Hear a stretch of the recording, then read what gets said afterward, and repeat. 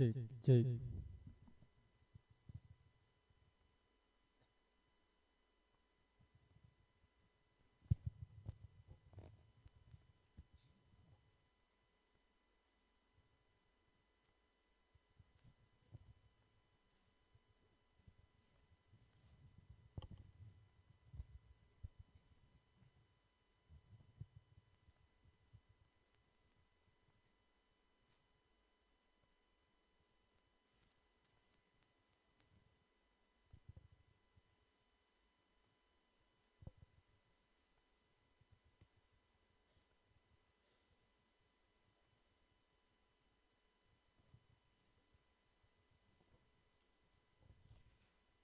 Good morning, ladies and gentlemen. On behalf of the organizing committee, the Faculty of Teacher Training and Education of the University of Mataram, allow me to welcome all of you to Lombok Australia, Lombok. Thank you very much for joining us here at the 7th International Conference on Education and Social Science. And for us, ladies and gentlemen, it is certainly a distinct honor and a privilege to be part and serve you as Master of Ceremony for this grand event. Honorable guests, distinguished speakers, ladies and gentlemen, as we are going to commence with our opening ceremony. We hereby would like to request all guests, speakers, and participants, especially those who are still standing outside this room, to be seated. Thank you.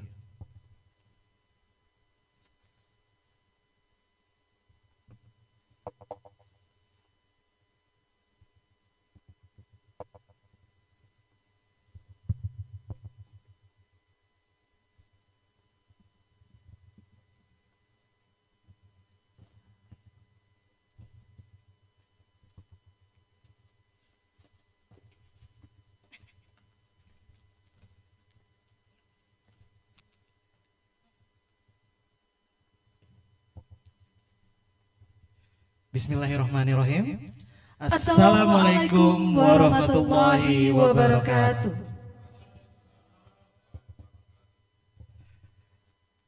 The Honorable Rector of the University of Mataram, Professor Insinyur Bambang Hari Kusmo, MAGRST, PhD, as represented by the Vice President of Planning, Collaboration and Information System, Professor Akmaluddin, STMSG, ANG, PhD.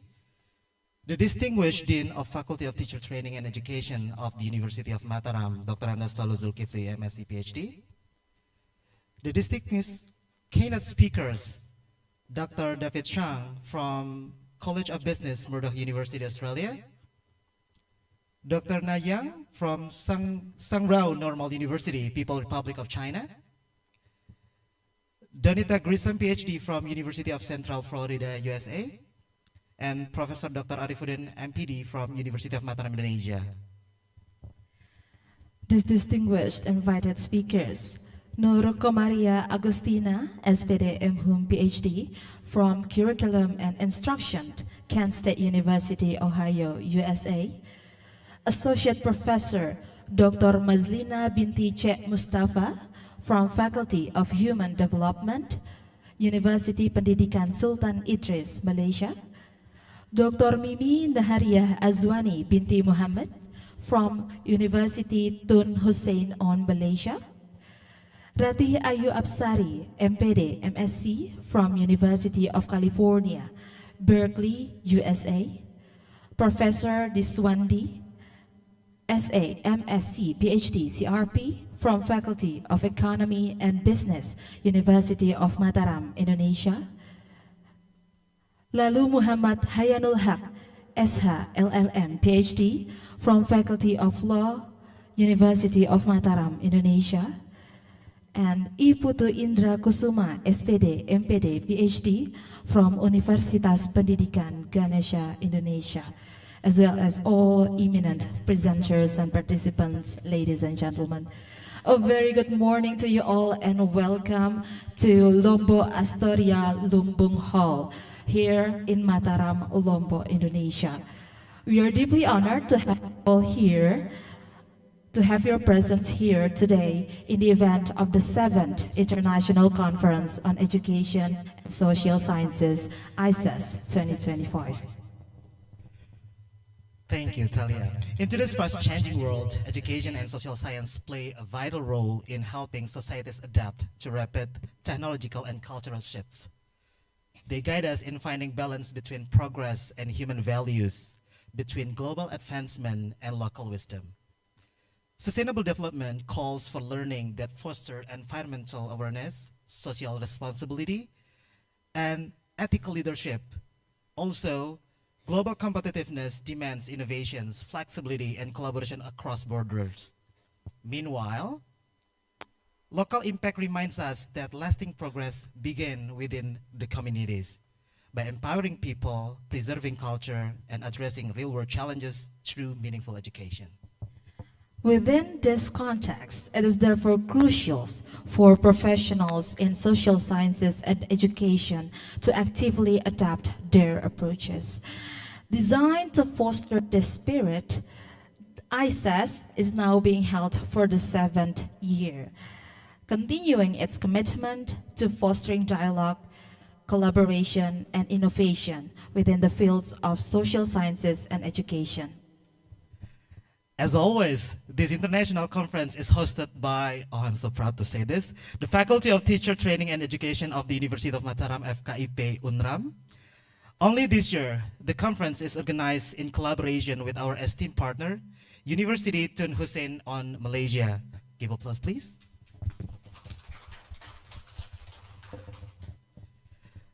We are taking on the theme, Empowering Education and Social Science for Sustainable Development, Global Competitiveness, and Local Impact. This conference will last for 2 days, starting from today, October the 9th, to tomorrow, Friday, October the 10th, 2025.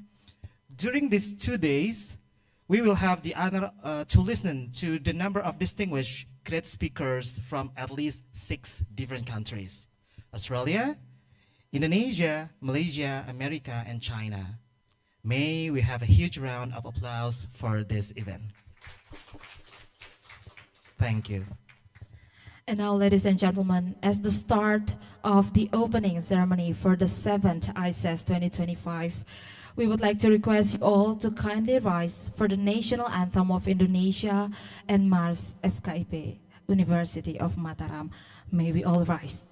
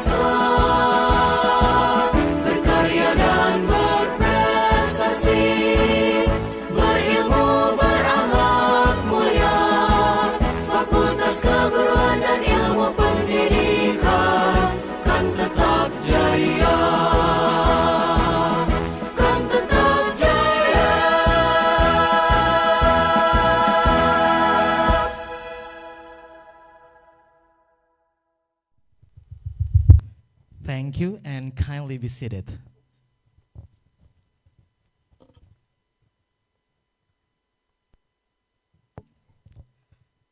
Excellencies, honorable, distinguished speakers, participants, ladies and gentlemen. As our welcome greeting to you, to kickstart this lovely day, we'd like to bring alive for you a slice of the Lombok cultural and heritage. Soon, we will witness together the Bala Anjani dance, which is a traditional dance performance from Sasaknis culture that tells the story of Dewi Anjani, the guardian of Mount Rinjani. This dance was characterized by graceful fan, movement, and distinctive gesture of Bejonjong Ngampe. And it was originally performed by royal attendants to welcome guests of the kingdom. Ladies and gentlemen, without further ado, please welcome the Bala Anjani dance.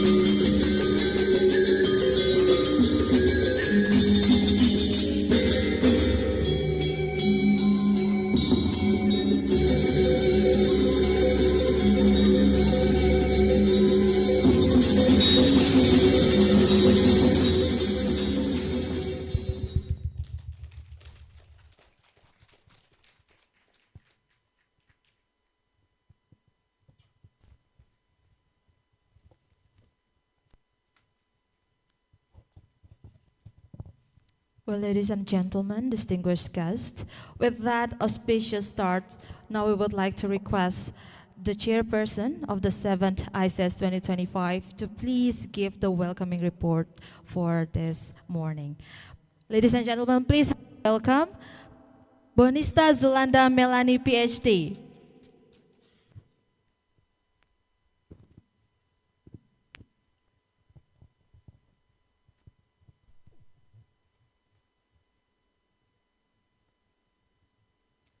Bismillahirrahmanirrahim. Assalamualaikum warahmatullahi wabarakatuh. Respected Rector, Vice Rectors, Deans, Honorable Keynotes and invited speakers, distinguished presenters, participants, guests, ladies and gentlemen. Good morning and welcome to the 7th International Conference on Education and Social Sciences, which is themed Empowering Education and Social Sciences for Sustainable Development, Global Competitiveness, and Local Impact. We are gathered at the Lombok Astoria Hotel Mataram, West Nusa Tenggara on October 9th to 10th, 2025 for 2 days of academic exchange and collaboration. The program features plenary sessions led by our keynotes and invited speakers, parallel sessions presenting a wide range of research studies, and poster sessions that showcase innovative ideas. We are honored to welcome distinguished keynote speakers, including Dr. Donita Grissom from the University of Central Florida, Dr. Zhenyu David Zhang from Murdoch University, Dr. Na Jiang from Shangrao Normal University, and Professor Dr. Arifuddin from the University of Mataram. Alongside them, we have invited speakers from Kent State University, University Tun Hussein On Malaysia, University Pendidikan Sultan Idris Malaysia, the University of California, Universitas Pendidikan Ganesha, and the University of Mataram. This year, Icess 7 has drawn 31 online and 21 on-site presentations, showcasing diverse perspectives from domestic and international institutions. In addition, we are pleased to highlight the participations of 39 posters in the poster competitions, which is open to students. This competition provides a valuable platform for emerging researchers to present their ideas visually and receive feedback from peers and experts. As we embark on this academic journey together, I invite all participants to engage actively, contributing to thoughtful discussions, exchanging ideas, and seeking opportunities to share and gain knowledge. Icess 7 also offers publications opportunities in the conference proceedings, which are published in Atlantis Press and nationally accredited journals, giving your work visibility internationally and within Indonesia.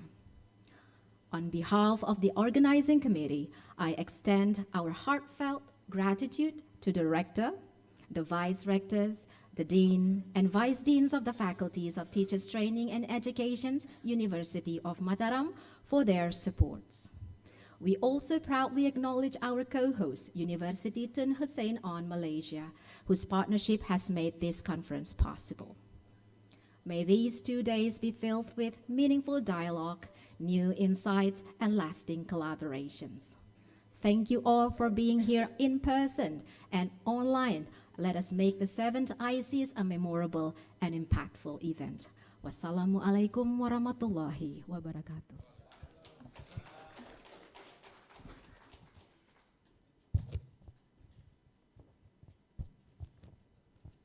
Thank you very much, Ibu Bonista, for the welcoming report this morning. Excellencies, honorables, ladies and gentlemen, for our second speech, we are going to listen to a brief welcoming speech from the Honorable Dean of Faculty of Teacher Training and Education of the University of Mataram, who in this occasion is represented by the Vice Dean of Academic Affairs of Faculty of Training and Education of the University of Mataram, Professor Dr. Saprizal Hadi Saputra MSc. Therefore, please be invited to the podium, Professor Dr. Saprizal Hadi Saputra MSc.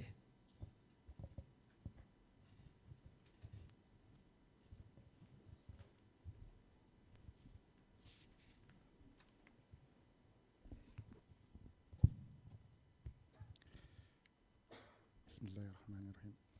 Assalamualaikum warahmatullahi wabarakatuh. Waalaikumsalam warahmatullahi wabarakatuh. Respected Rector and Vice Rector of the University of Mataram, respected Rector of the University Tun Hussein on Malaysia, distinguished keynote and invited speakers, honorable participants, esteemed colleagues, ladies and gentlemen.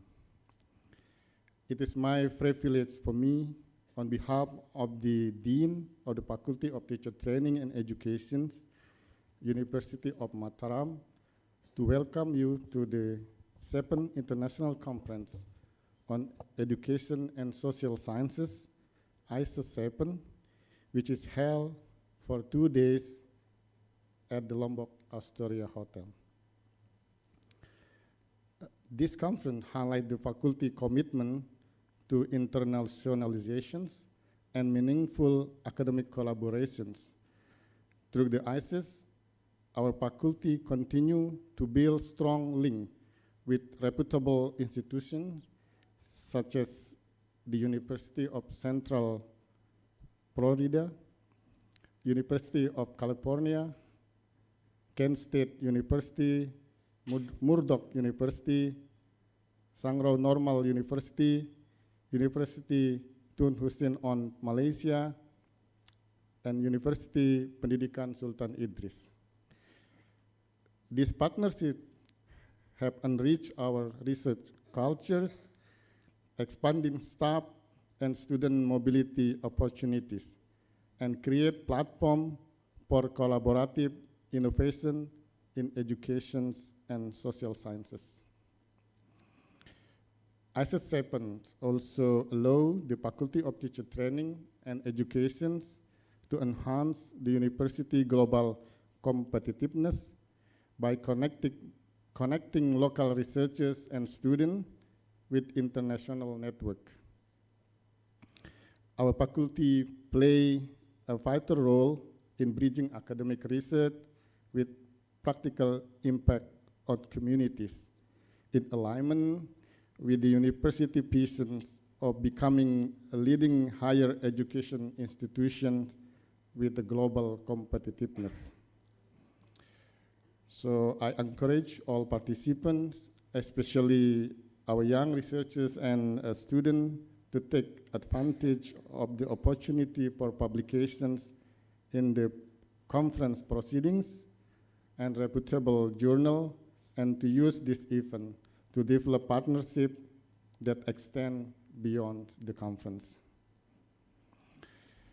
On behalf of the Faculty of Teacher Training and Education, University of Mataram, I sincerely thanks to the co-host, the University Tun Hussein on Malaysia, speakers, participants, and committee members whose dedication has made this conference possible.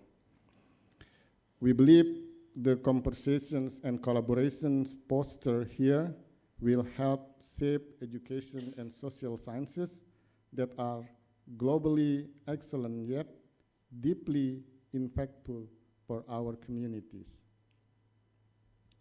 Thank you, and I wish everyone fruitful and inspiring conference. Wassalamualaikum warahmatullahi wabarakatuh.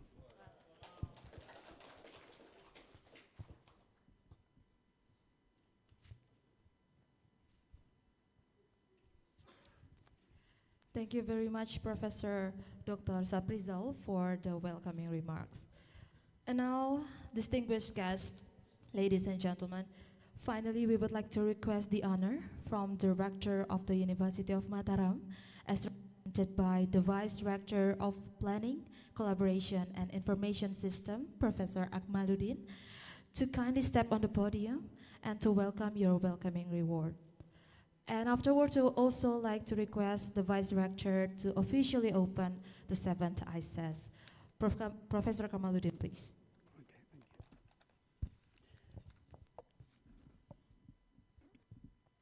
Assalamualaikum warahmatullahi wabarakatuh.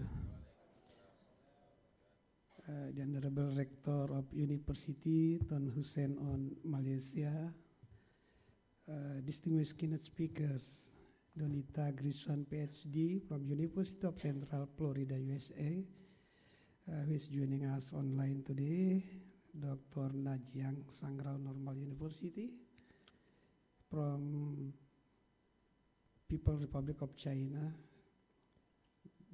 There is Dr. Zheng Yu, David Zhang from Murdoch University, is also joining us today online, and Professor Dr. Arifuddin, MPD from University of Mataram, Indonesia. Our esteemed colleagues, honorable guests, and all participants of the 7th International Conference on Education and Social Sciences, Icess 2025. Good morning and very warm welcome to all of you. Alhamdulillahirabbil alamin, wassalatu wassalamu ala asrafil anbiya wal mursalin sayyidina Muhammadin wa ala alihi wa sahbihi amma ba'du. First and foremost, let us express our deepest gratitude to Almighty God for His blessing and mercy, which enable us to gather here today in good health and spirit. May peace and blessing also be upon our beloved Prophet Muhammad, peace be upon him. May we remain steadfast as his followers until the end of time and receive his intercession on the day of judgment. Amin. Ya Rabbal Alamin. On behalf of Rector University of Mataram, it is with great pride and deep gratitude that I welcome you to this important conference hosted by the Faculty of Teacher Training and Education, University of Mataram, in collaboration with our esteemed partner, University Tun Hussein on Malaysia.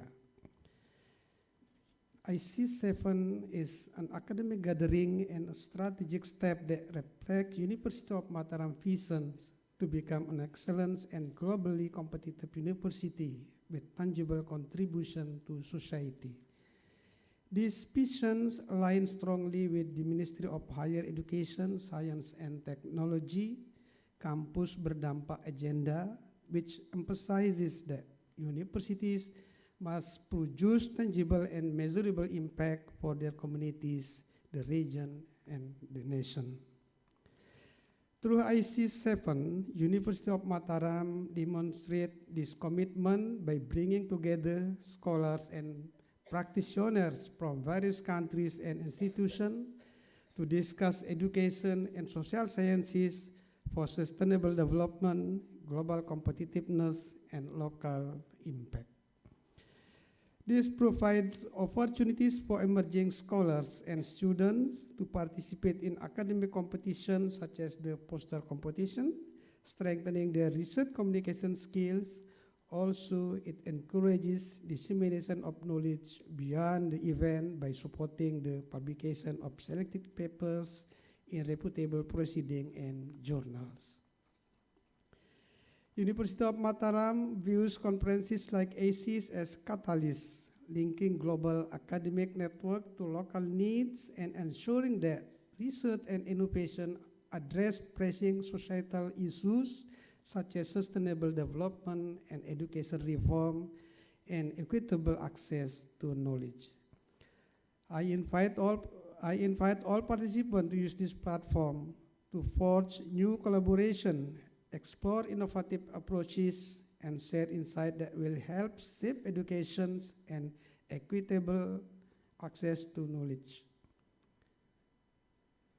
With gratitude to our organizing committee, our co-host, University Tun Hussein on Malaysia, our distinguished speakers, and all presenters and participants, I am pleased to declare the 7th International Conference on Education and Social Sciences, Icess 7, officially open by reciting Al-Basmalah, Bismillahirrahmanirrahim, and may this conference inspire us all and strengthen our resolve to make higher education a true force for impact. That's all. Thank you again. Wassalamualaikum warahmatullahi wabarakatuh.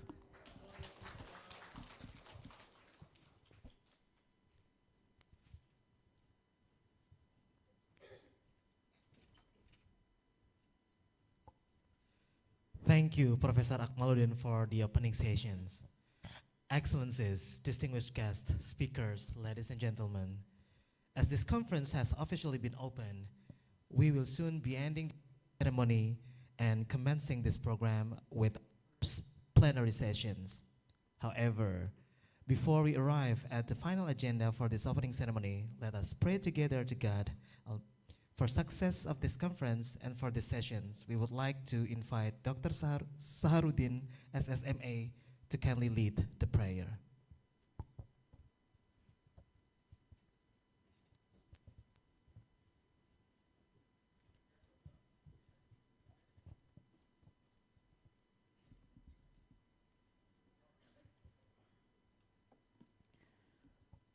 Bismillahirrahmanirrahim. Assalamualaikum warahmatullahi wabarakatuh. Peace be upon you and the mercy and blessing of God. Ladies and gentlemen, dear attendees, before we proceed, let us take a moment to bow our hearts and pray to Almighty God. I will lead the prayer according to the Islamic faith.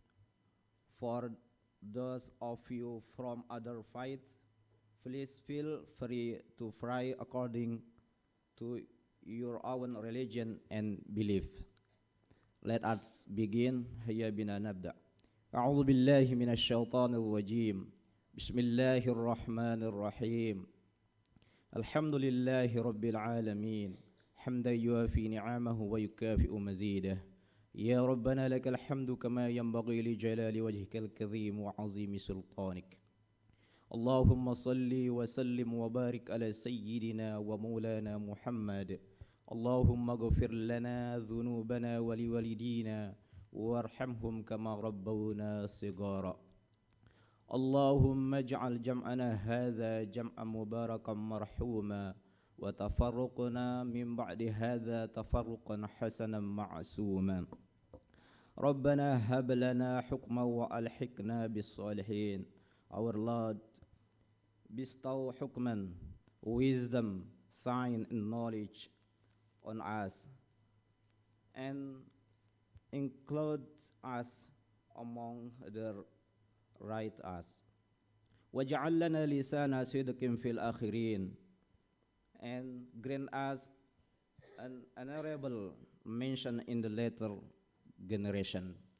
ربنا آتنا في الدنيا حسنة وفي الآخرة حسنة وقنا عذاب النار. وصلى الله على سيدنا محمد وعلى آله وصحبه وبارك وسلم, وآخر دعوانا الحمد لله رب العالمين. والسلام عليكم ورحمة الله وبركاته. Waalaikumsalam warahmatullahi wabarakatuh.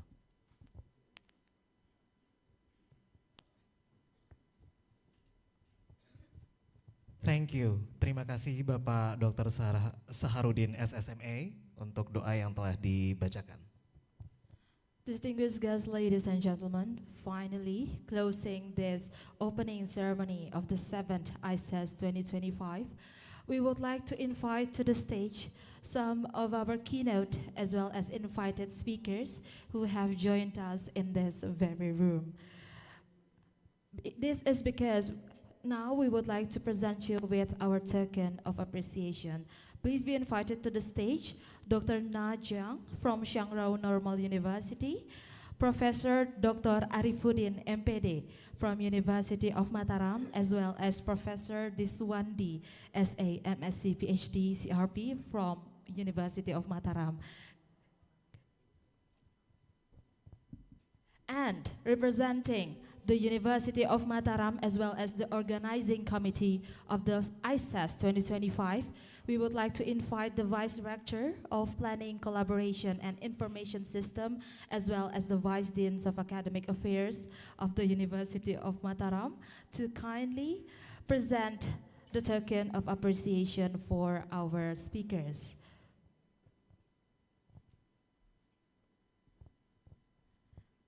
First, can Professor Akmaluddin present our token of appreciation to Dr. Najia from Shangrao Normal University.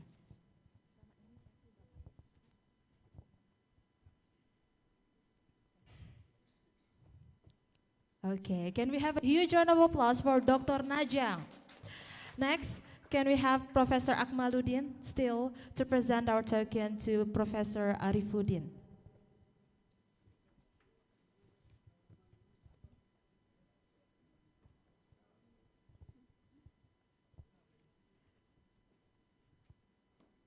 Okay, ladies and gentlemen, another huge round of applause for Professor Arifuddin. And finally, we would like to request Professor Saprizal to present the token to Professor Diswandi.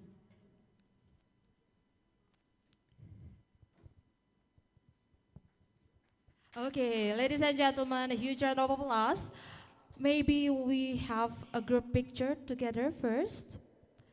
Can we please line together a little bit closer to each other? Okay, taking pictures in my account in 3, 2, 1. Another one in 3, 2, 1. Okay. All right. Oh, we also have Dr. Donita. Please, can we please move a little bit to the side so that we can take a picture with another one of our keynote speaker? Hello, doctor. Okay, taking pictures. Hello. In 3, 2, 1. Another one in 3, 2, 1. Okay, that's all. Thank you very much, ladies and gentlemen. You may now be reseated. Thank you, Professor.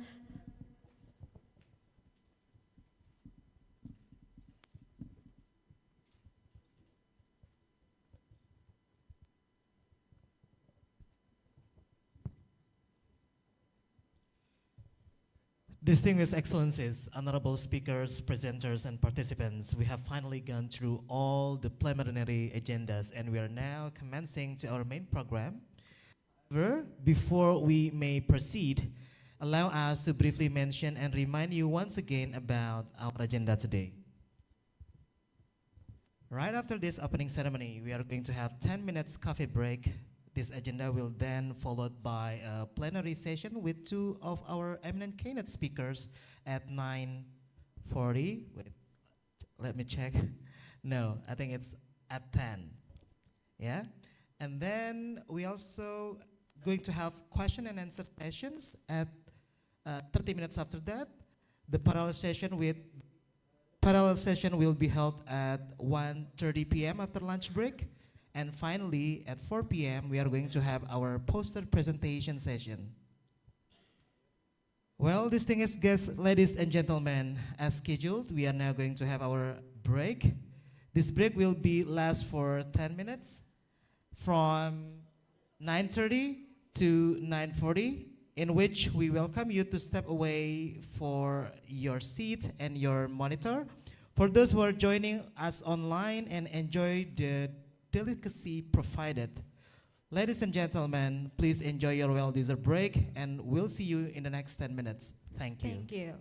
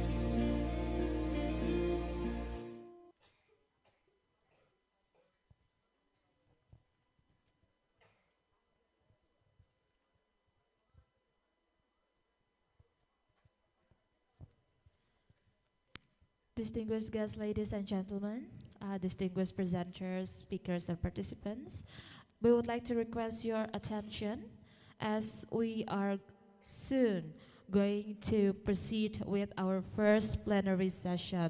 And therefore, we would like to invite you to bring your snacks and beverages to your seat as we are going to listen to our first plenary session very, very soon.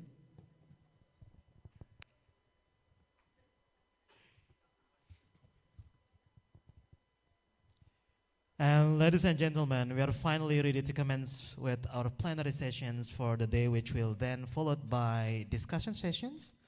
For these sessions, we are going to listen to our first two keynote speakers, Donita Grissom PhD from University of Central Florida, USA, who will be talking about from stressed classrooms to optimal learning, teacher wellness, SEL, brain science, and ESL strategies. Professor Marek Tisar PhD from Auckland University, New Zealand, and Dr. Nayang from Sangrao Normal University, People Republic of China, who will be talking about lifelong learning as a driver for sustainable development, global competitiveness, and local impact. This session will be led by one of our esteemed moderator, Mr. Ahmad Junaidi, MA, PhD. Dr. Junaid, the floor is yours. Please give applause.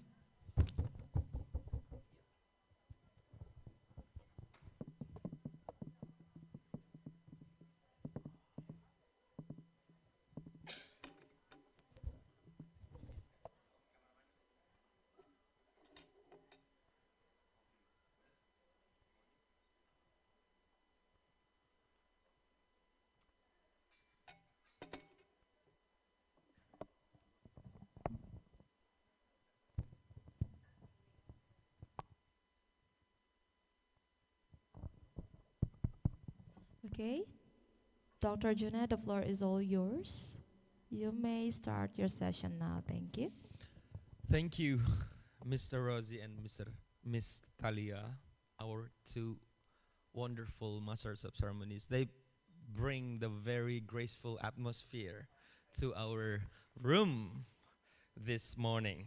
So welcome to Icess 2025, the 7th International Conference on Education and Social Science, everybody.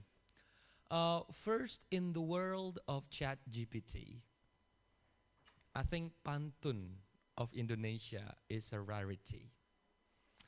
So I'm just gonna try to entertain you all. I know our docents, our lecturers from, our Bahasa Indonesia lecturers don't like us to say cakep at the end of the sentence of a pantun, but it's up to you, okay? I think a text can change throughout the history. So if pantun can undergo some kind of changes, just let it be. So I'm just gonna try my pantun here. I am running late for my appointment. My boss is angry. I'm sorry, I say. Have a nice conference, ladies and gentlemen. I hope today will be a beautiful day. Ladies and gentlemen, distinguished presenters, colleagues, and honored guests, welcome to Lombok, West Nusa Tenggara. And I really hope that I can see the beautiful face of Dr. Donita Grissom here, because can we have her on the screen? Hello, Dr. Donita, are you there? Yes, I'm here. Can you okay, see right. me? You're in the room. You're in the room. Okay. In the So I hope room. you Hi, see me. Okay. Right. I From see you. Central Florida. Okay. So, virtual or on-site, I welcome you all to Lombok. Lombok needs no introduction, but there's always something that you don't know about this beautiful island. It is an honor for me to welcome you here. I call myself a Lombokian, somebody who loves Lombok so much. And it doesn't only apply to those who were born here, it applies to everybody. If you live here, if you feel like Lombok is your home, you're a Lombokian. In relation to our topic today, our topic is empowering education and social sciences for sustainable development, global competitiveness, and local impact. We have to define every word in that theme. What is global? What is local? What is national? In the phrase or in the word the global, we have the homework. And in my case as a Lombokian, I see this conference as a site for struggle. People say that going to a conference is like your brain going on a vacation, right? Because you have all the refreshment. After this one, you will go somewhere, touristic. But let's just make the best out of this. And I hope today our two esteemed presenters, Dr. Donira Grissom and Dr. Naj Young, who will be presenting in my moderating session, I hope they will bring us to see the global perspective, the national hope, and also the local impact. Now, there is a familiar joke in the academia, and I hope you share this with me too. We like to present change, but people have been accusing us for not doing any change. And I hope we can prove them otherwise, and I hope that we can be united by the energy. Okay, and as my pantun is rhyme, Dr. Donira, in Indonesian traditional text. And today I hope we will have a beautiful day during the presentation. Each of the presenter will have 40 minutes to present their topic. And first, I would like to introduce our first speaker, Dr. Donira Grissom, from the University of Central Florida in the United States of America. She is joining us virtually from the States, and she will be presenting a topic from stressed classrooms, wow, to optimal learning, teacher wellness, SEL, brain science, and ESL strategies. I really need this topic. My classrooms are battlefields. I don't know what I'm going to do with it, so I hope Dr. Donira Grissom can share some light here. Dr. Donira Grissom is a senior lecturer at the University of Central Florida, and she's an English language specialist for the U.S. Department of State, an international educational consultant, and the CEO of Best Questers. I peeked into the website, and the Best Questers, the name suggests best. It's a source, it's a platform for learning, for teacher training. And she is also the author of High Five to Thrive and the forthcoming Boost Playbook. No, it's still forthcoming or it's already here. And Dr. Donira can tell us more about that later. With a PhD in TESOL education and extensive experience in teacher training, her research has been on the strengthening teacher well-being, promoting student growth, and cultivating the hope in the school communities. She specializes in helping educators to support holistic development, and hopefully with everybody here we can together rekindle the joy of teaching.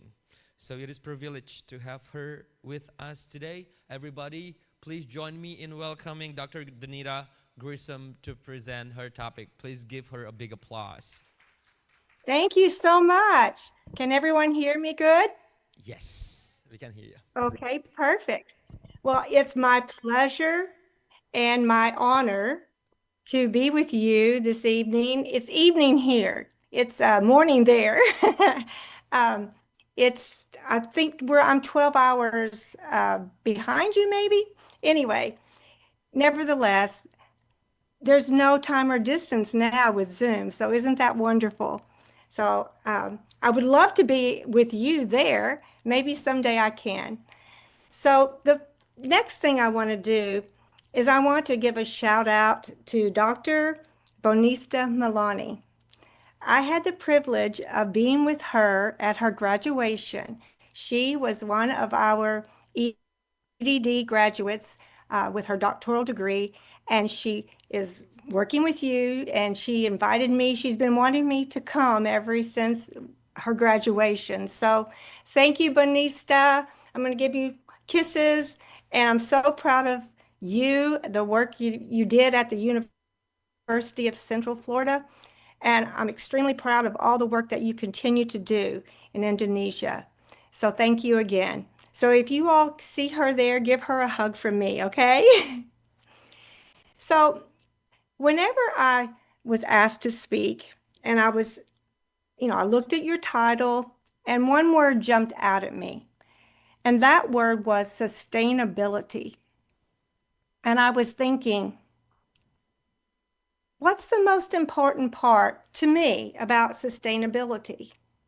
And then I thought of you and all of you, educators. Because see, there's not one career, no doctor, lawyer, nurse, teacher, secretary, restaurant worker, there's not one profession that did not start without you, teachers. So for my part of your conference, I want to give a shout out to you. I want to thank you for everything that you do to make other people be able to figure out what career do they want to have, and for you to educate them with the best education that they can get so they can do the things that they were meant to do in this world. So I would like for you to look at the person on your right and then the person on your left, and I would like for you to say thank you. Thank you, because someone like you helped me to be doing what I do every day. Thank you. So just take a moment and thank each other.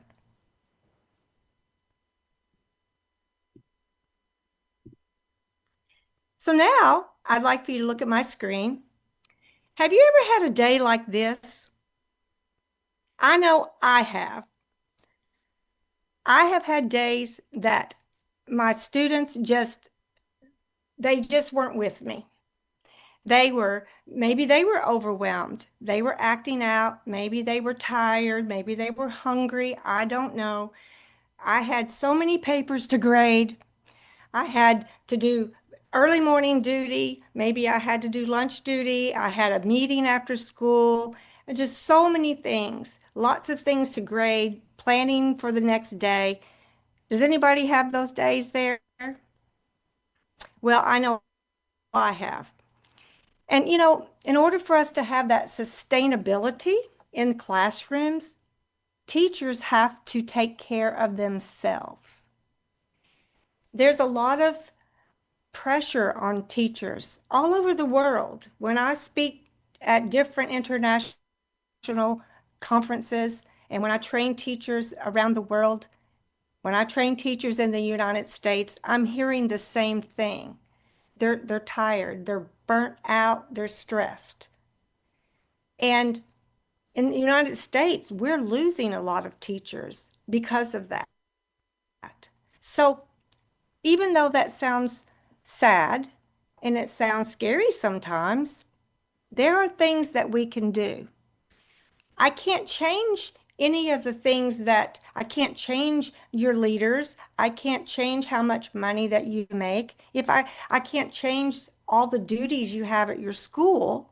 If I had a big eraser, I would erase all those things. I can't do that.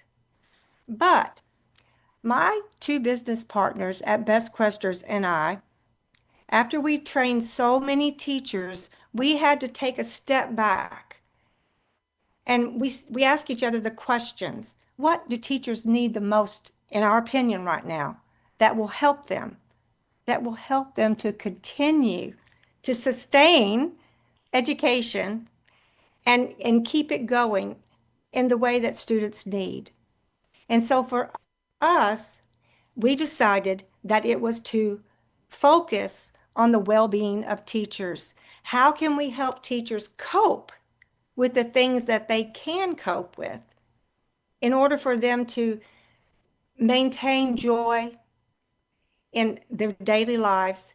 And see, that joy is what's going to be the atmosphere in the room that's going to help learning. So I want to talk to you today about two of the things that we have written in our book, High Five to Thrive. The first one we're going to talk about I hope you can see, there we go, see my whole screen, but I can move the pictures around if you can. So the first thing I want to talk about is how can a teacher maintain their calm in the classroom, maintain joy, even when they're feeling stress? What are some things that they can do in order to control their emotions? So do you react or do you respond? You know, when things happen in the room. We're going to talk about these things. How can you bring positive energy into the room when you're feeling anxious and stressed? Now, I'm not suggesting that you don't have stress because you can't control that, right? But there's things that you can do when you're feeling stress in your body, in your person, in things that have happened that have affected you. There are some things that you can do momentarily to reduce your stress. Because, see, the most important person in that room is you. And let me tell you why. You're the person who has the responsibility of every child in that room or every young adult in that room, whoever you may be teaching. And you're the person who's coming in with expertise. You're the person that's going to control the classroom management. And you're that person that someday they're going to say, you know, I had the best teacher. They taught me so many things. I will never forget them. They were my favorite teacher because you brought your whole self in and you kept the things that were bothering you and the stress out of the energy in that room. So let me tell you what happens when you create that kind of atmosphere in your room. That's what creates the optimal learning environment for students. That they feel safe, they feel trust from you, they trust you, they connect with you, therefore they will engage with you. They will engage in your activities and the work better. Their amygdala, and I'm going to show you that in a moment, but there's a part of the brain that needs to be happy. Because when the part of that brain is happy, that's when the things that you teach your students will enter in and be processed and be available for the process of which when it becomes automatic to them, when it gets into their long-term memory. Now, we call that the affective filter. I'm sure some of you have studied Dr. Stephen Krashen. Yes? Okay, he talks about the affective filter, and this is what we're talking about. That place, that atmosphere that is stress-free in which students could learn. So that's what we want. But if the teacher is stressed and anxious and brings that into the room, then the student is going to feel that. And we want to do some things to prevent that, okay? So with those two things happening, we're going to get better results. Students are going to process your information, understand it better, have better retention and recall of the information that they're reading, that you're teaching. It will help them to be more creative in problem solving. Isn't that one of the things that we want? And their achievement and engagement with you and your class and all the content will be better. So if I could, I can't see all of you, but if I could, I'd like to see your hands go up and say, yes, that's what we want. That's it. So this is like our little formula. So the brain can't learn if it doesn't feel good. The amygdala sends that alarm when there's big things happening around, when there's stress. And so it's like, ooh, I got to take care of this person. And it closes up, okay? But whenever it's feeling happy, it stays open and ready to receive, okay? So sometimes you may have heard this, that when the brain feels that stress and that fear, it goes into survival mode. And that means fight, flight, or freeze. In other words, that's when students may act out. They want to just leave, or they just freeze. They don't know what to do. So I want you to just think about that. Whenever you see some of your students acting out, maybe there's some stress in the room and some things that we can do. For example, like maybe play some soft music very low in the background. That will start helping things calm down in the room. Maybe that's the time that you stop for a moment and do some breathing. We call it the triangle breathing, where you just breathe in for 3 seconds, then you hold it for 3, and then you blow it out for 3. And it works. You do that a few times, it will help you to calm down so you're responding, not reacting. And actually, your students will learn to do that and it will calm them down. So that's just a little simple one for you, but we want to keep the atmosphere calm. So remember, a regulated teacher creates a regulated classroom, and a regulated classroom is a learning-ready brain space. That's what we want, right? So, one of the things that I wanted to talk to you about today, one of the strategies in our book, High Five to Thrive, we call it a proven practice, and it's talking about your why. When you're feeling stressed, when you're feeling anxious, overwhelmed, one of the things that you can do, and I'm going to explain how powerful it is, it's not difficult, but it's powerful, and we just don't think about it. But it's connecting to your why. Why did I become a teacher?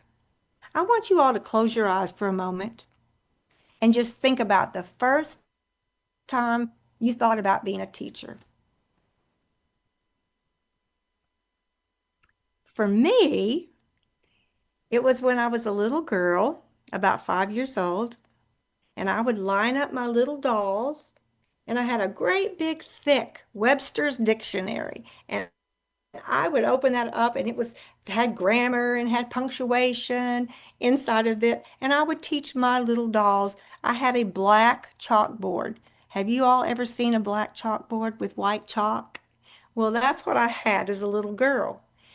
Now, when I was 5, I didn't know that was my purpose, but as I've moved on through life, well, here I am. I'm still teaching. I'm teaching you all today. So that's when I first discovered that I had the gift and the purpose in my life. My purpose is to teach. And now my purpose in life right now is to help you stay connected to your purpose. So we already know if we're feeling burnt out or exhausted, or we're wondering if our students even care about what we're doing. Are we just going through the motions, or do we really, do we still have our motivation and joy? Do you feel like you've lost control of what happens? I mean, if you're feeling those kind of things, you may feel more like a manager than a mentor, and we don't want to do that. So remembering our why I became a teacher, it will help you. It will focus you in those moments. So those moments you got to shut your eyes for a minute and go, wait, okay, now let me remember why I wanted to become a teacher. So let me tell you, when you're remembering why, here's what happens to you in your brain. Your brain remembers feelings. Did you know that? Your brain can remember smells even and taste. It remembers the emotions you felt when you would think about wanting to be a teacher. That happiness, that dopamine that would be released, I call it the happy juice, that feel-good feeling. When you start on purpose, remembering why you became a teacher, when you're having one of those not so good days, right? It will keep you focused. It will help you to make better choices instead of running out the door. That's flying out the door, right? It will keep you going when things are hard. So one suggestion that we have in High Five to Thrive is that you can just write out your purpose on a card or a sticky note and put it on your wall, put it on your bathroom mirror, put it somewhere on your desk where you can see it, because maybe you just need to literally look at that little note, post-it note, and it's going to help you to remember why, and to just sort of regulate. It will regulate you because you're going to be connected to the feeling, not just the words. I'm going to say that one more time because I want to make sure you understand why this simple thing can be very impactful to you in those moments that you want to just give up. When you connect to your why, it's going to connect you to those feelings, those good feelings you had, and that excitement and joy that you felt when you first wanted to be a teacher. So you can literally have a moment where you're experiencing those emotions and good feelings. It will help you to get through the rest of that day. It's powerful. So whenever you're connecting to your why, it helps you to choose things better whenever you're not sure. It motivates you, keeps you going, it lowers your stress, and helps you recover from having a hard day. You know, we all have those. When you share your why with someone else, it builds trust and connection between them. So you could share with your students why you wanted to be a teacher. That will help them to see how much you love them and how much you care about what you do. And even if they want to act out, they're going to see, they're going to feel your love and your care for them. That's important. That connection and that deeper connection with them that you make with them is going to help them engage with you better because they're going to feel safe with you. Wow, this teacher really cares about me. And so that's important. And it's just really good for your future health and happiness to be less stressed. Okay? But I know we all have stressful days. I do too. We do. But I do these things. I literally did the breathing today. So I was talking to you a few minutes ago about dopamine. So I want to explain to you what dopamine does and the reasons why it's so important. And this is true for you and for your students, okay? So whenever you're getting your motivation and your joy back, it's going to give your brain this signal of like, yes, I want to do this. Woo, let's go. Let's do this. This is a good thing. I want to do this again, okay? So when you're doing these things to de-stress your life, it's giving your brain that happy juice, I call it, and that's the dopamine. And so it makes you want to keep doing what you're doing. It makes you expect that the next time you do it, I'm going to feel this reward. I'm going to feel this happiness, a joy. So it's kind of like a cycle. It just keeps going. And so you just want to keep doing what you're doing. So that's a really good thing. And just think about this. I'm just talking about your why, your purpose, this one little thing and how much it can do for you. Also, thinking about rewards, you know, it kind of helps you to expect that, gosh, if I finish this work, if I finish this project, or a student even, if I do my homework, wow, I'm going to feel better because I did yesterday. My teacher told me this. So if I would finish this, I would feel better, whatever. And yes, it does. It works. So if your students can think of reward, of just feeling good even, that will help them to keep going. So these same things I'm talking to you about, you as the teacher in your day, you can share it with your students and help them to keep feeling that feel-good feeling. Also, when you give your students praise, or how about give yourself praise? You guys sometimes are too hard on yourself. I know I am. Gosh, I wonder if I did a good job speaking today at this conference. Oh, I've messed up my words. I hope I didn't. I hope they liked what I said. Do you all do that? Do you just beat yourself up sometimes? Instead of going, you know what?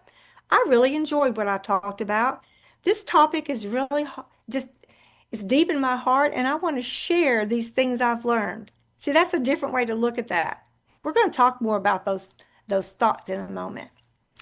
Okay, so I want to talk to you about the brain a little bit more. So the part of your prefrontal cortex, that's the place where you plan, you choose things, you focus, and that's where you work on your goals. And so whenever the thoughts, the good content that goes through the amygdala, I'm going to say that in a minute, amygdala, it gives all that information and all this wisdom, it helps it to go to the prefrontal cortex so you can do more critical thinking. This is the physical part of it, okay? It's what helps you to work on the goals. So that's another reason why this is so important, okay? So if the task that you're doing then continues to feel useful, you'll keep going even when it's hard. So I wanted you to see that connection between the physical, the brain, the hormones, the dopamine, all the things. So you'll realize that these simple things, they can help you and they matter and they can help your students. So when your work matches what matters to you, your motivation goes up. And this will happen with your students as well. And I know we're going to have a question and answer time in a little bit, so I can't really take questions right now because I can't see you, but I'm going to keep going. So if you ever felt like the picture I showed you at the beginning, don't worry, because your passion for education, it's still there. You just need to uncover it again.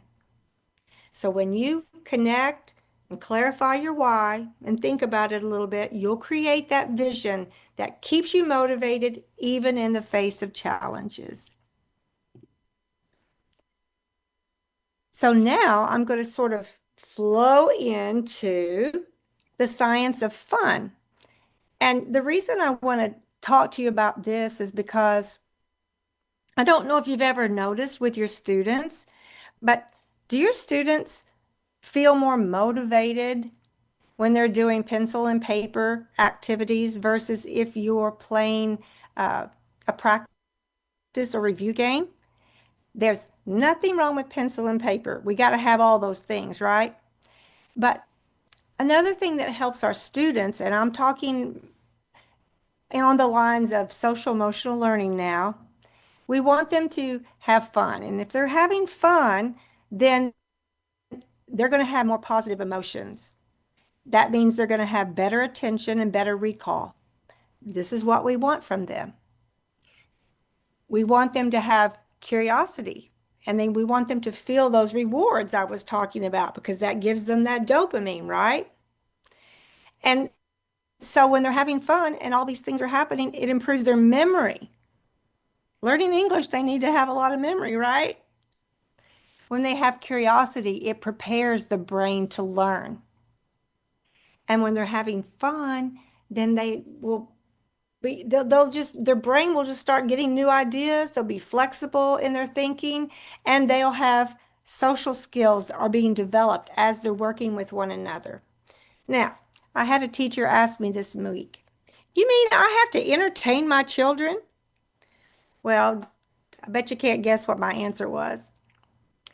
The answer is actually no, you don't have to entertain your children, but you sure can have a lot of fun in your classroom with your students as you're doing practice games and review games. Okay? They need this. Did you know that it takes students 8 to 12 times to use a new word in the English vocabulary or whatever vocabulary, new to them, in order for them to use it and be able to retrieve it from their long-term memory and use it properly? Well, in order to do that, they have to be working with these words, right?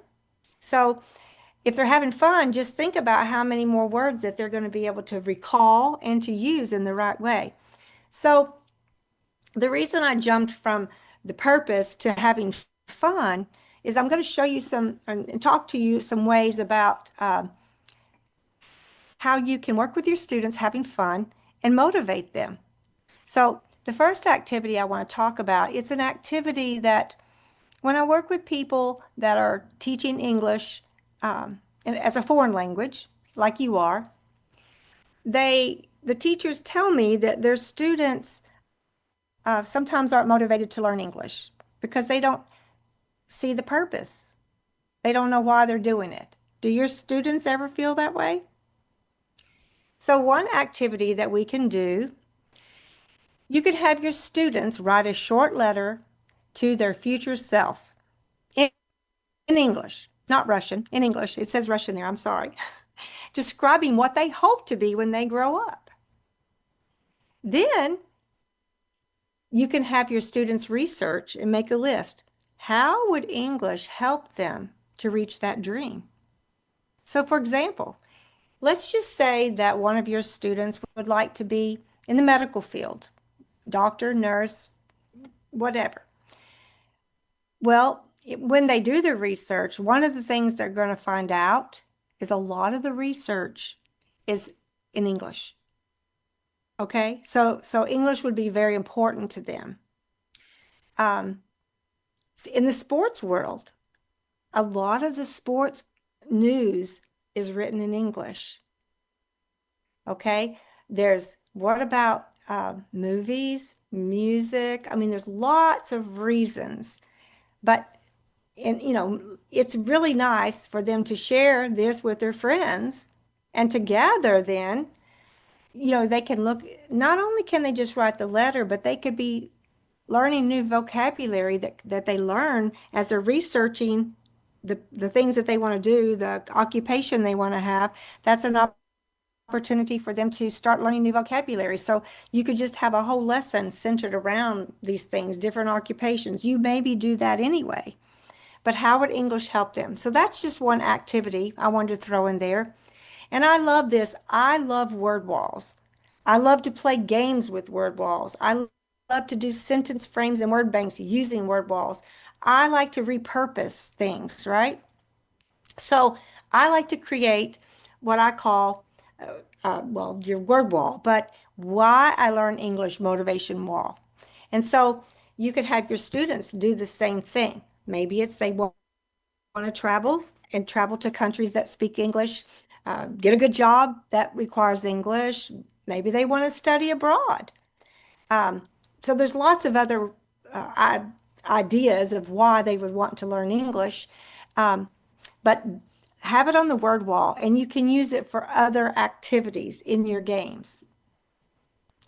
But if your students can't think of any reason why they want to learn English, I always tell my teachers, put this in your pocket. Have this up on a poster board in your room.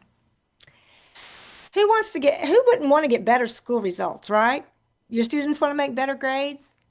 Well, people who have a bilingual brain, the research tells us they get better school results. They have improved reading and content learning. Okay? They have stronger social emotional growth. These are some pretty good reasons, right? And it's all from having a bilingual brain.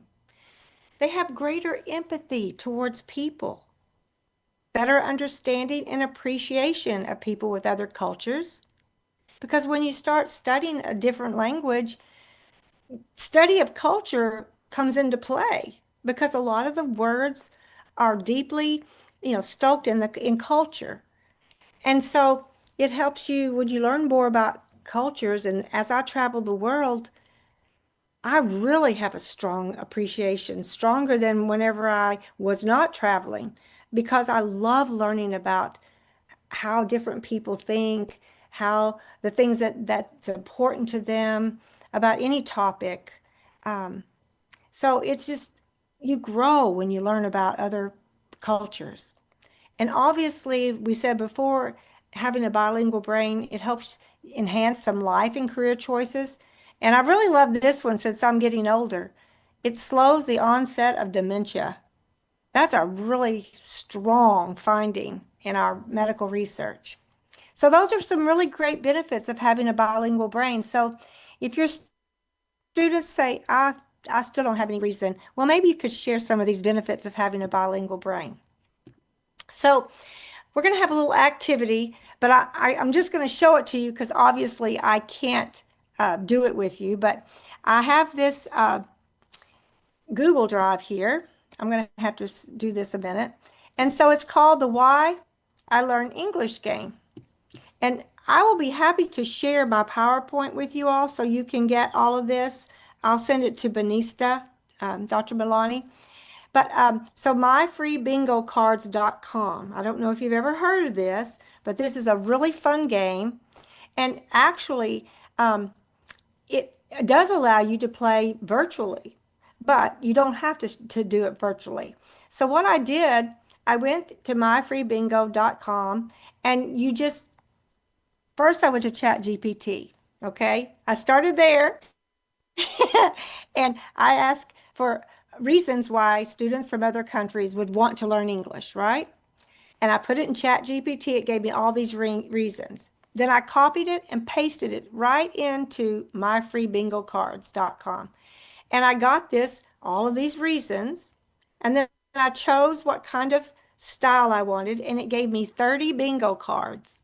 Okay, I made it look like a notebook. Why I learn English. And so you can assign, now for it to be free, you can have 30 cards. But then you can also, let's say you had 60 students, I don't know, some of you have big classrooms. You could do the first 30 reasons and spit it out, and then go back into it and do the other 30. Anyway, so they each get their own card. You can either print it out. You can either if they have a screen, you can just assign see, it has a card number here, ID 05. Each one has a card number. So you don't have to print it out.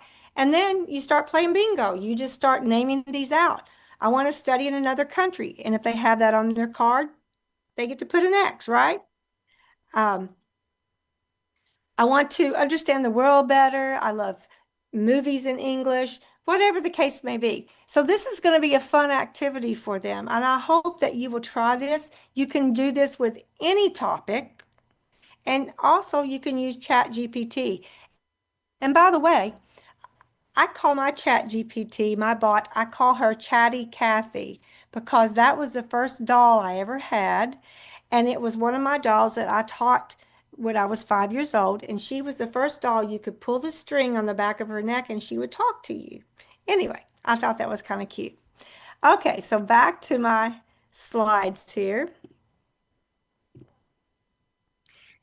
So I'm going to stop on this topic by telling you that one of the cool reasons why children learn whenever, by having fun, is because play is a child's first language.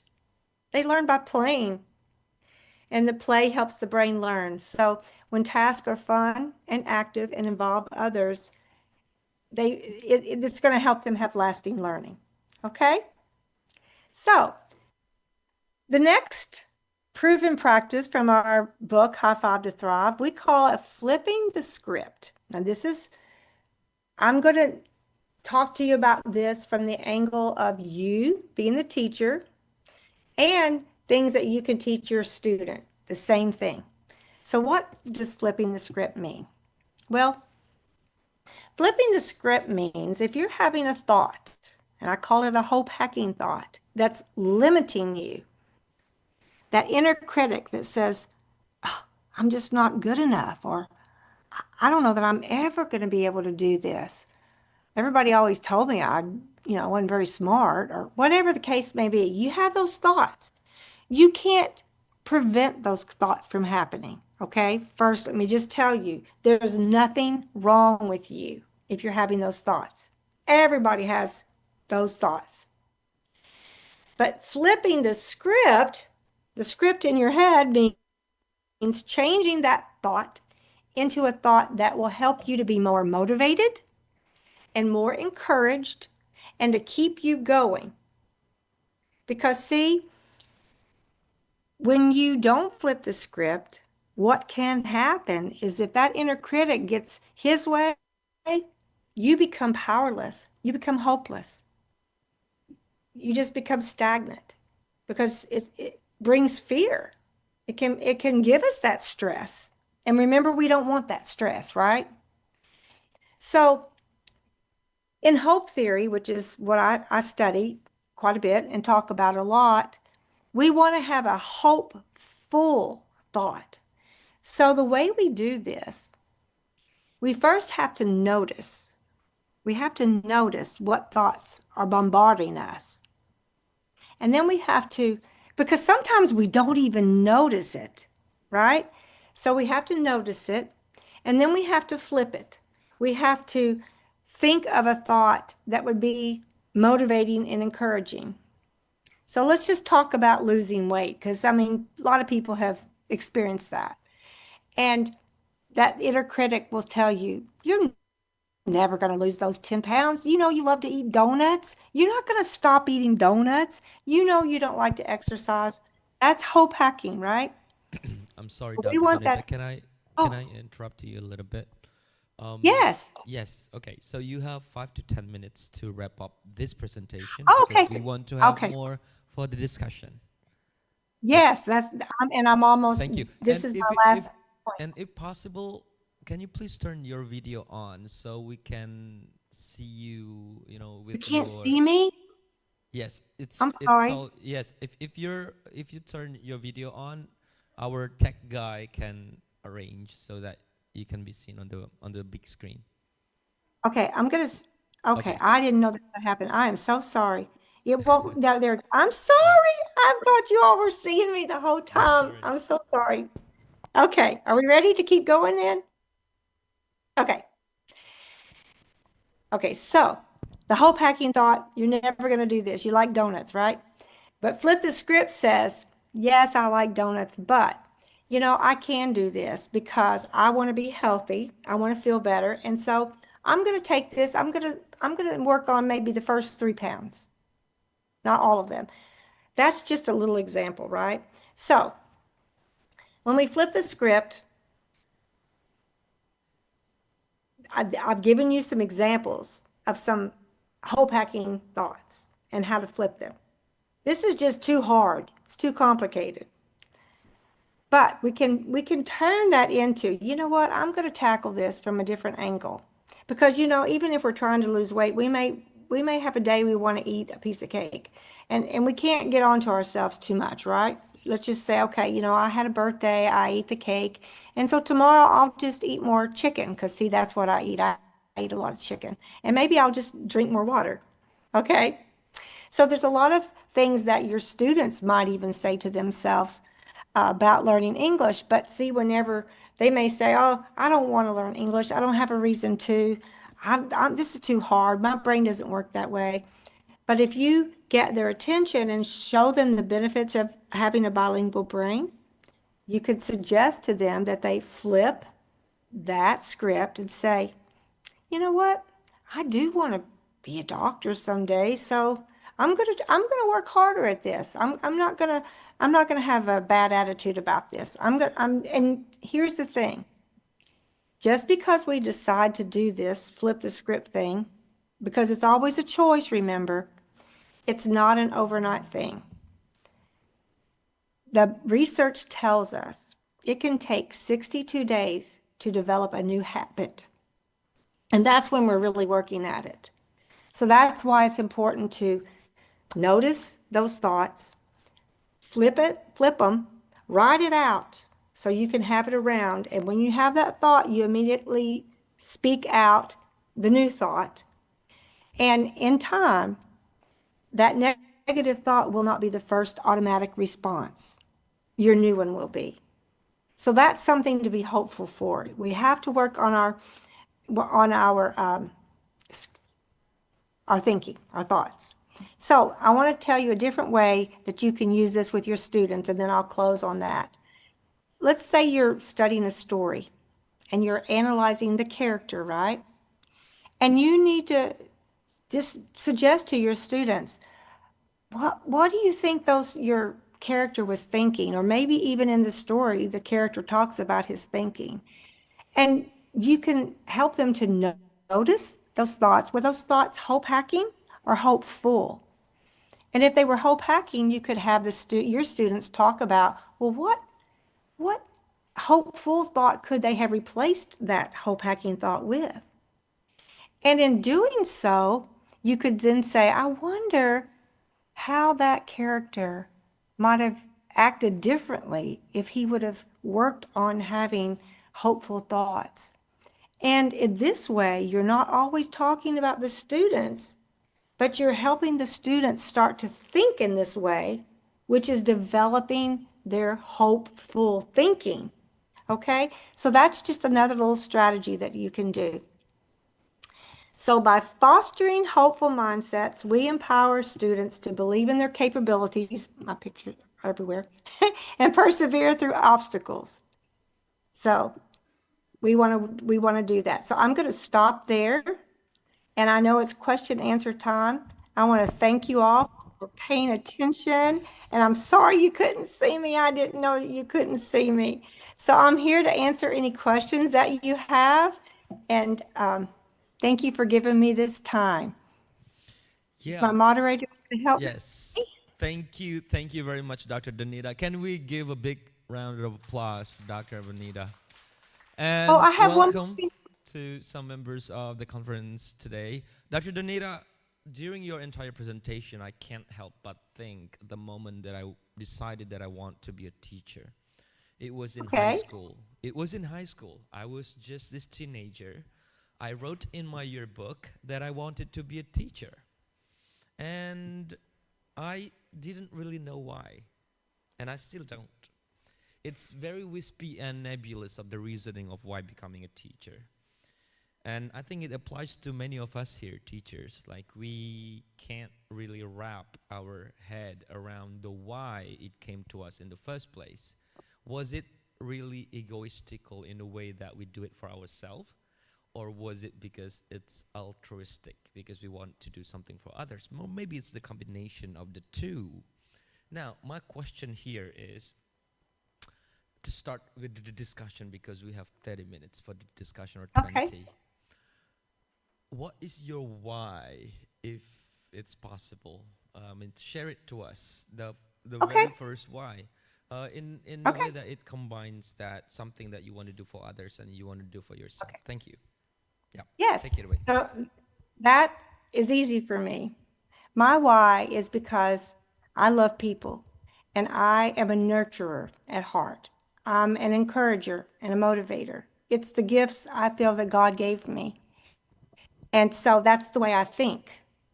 And when I want people, all people, whether they're children or adults, to feel their purpose. And it's just something that's deep in my heart. I call it the heart of a teacher. And so every day that I get up, I want to do whatever I can do to help others find their purpose, to find their why. I want them to feel hopeful. I want to help them when I see areas in their life that are preventing them from being happy. When I see areas of their life that are stressful and anxious, I feel it's my purpose to help.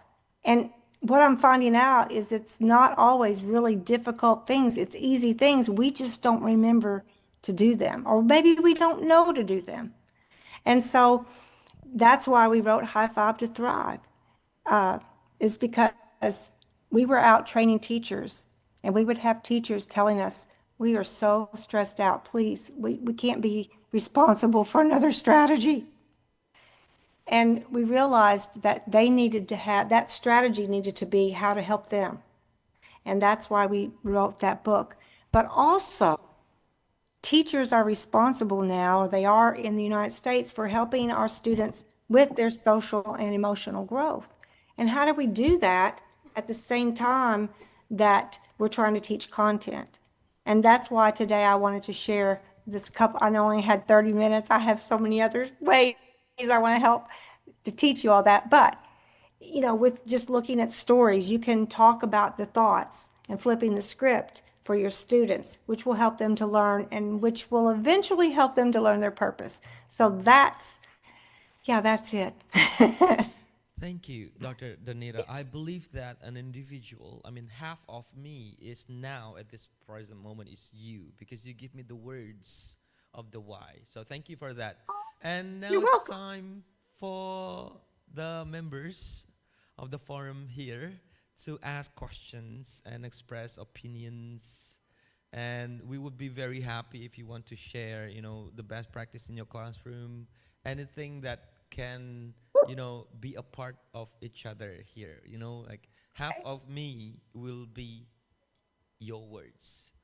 Okay. Yes. Okay. So we're gonna wait for. Can we? Yep. From the audience, anybody? And if we have the mic, please deliver the mic to the person who's gonna ask the question. Okay. So we have one from that side of the room.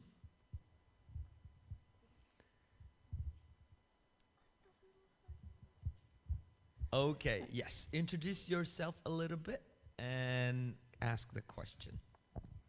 Okay, my name is Pidiani Pidiantara. Nice to meet you in this virtual space.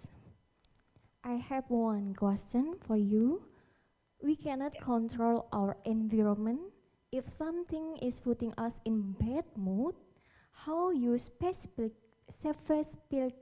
control it?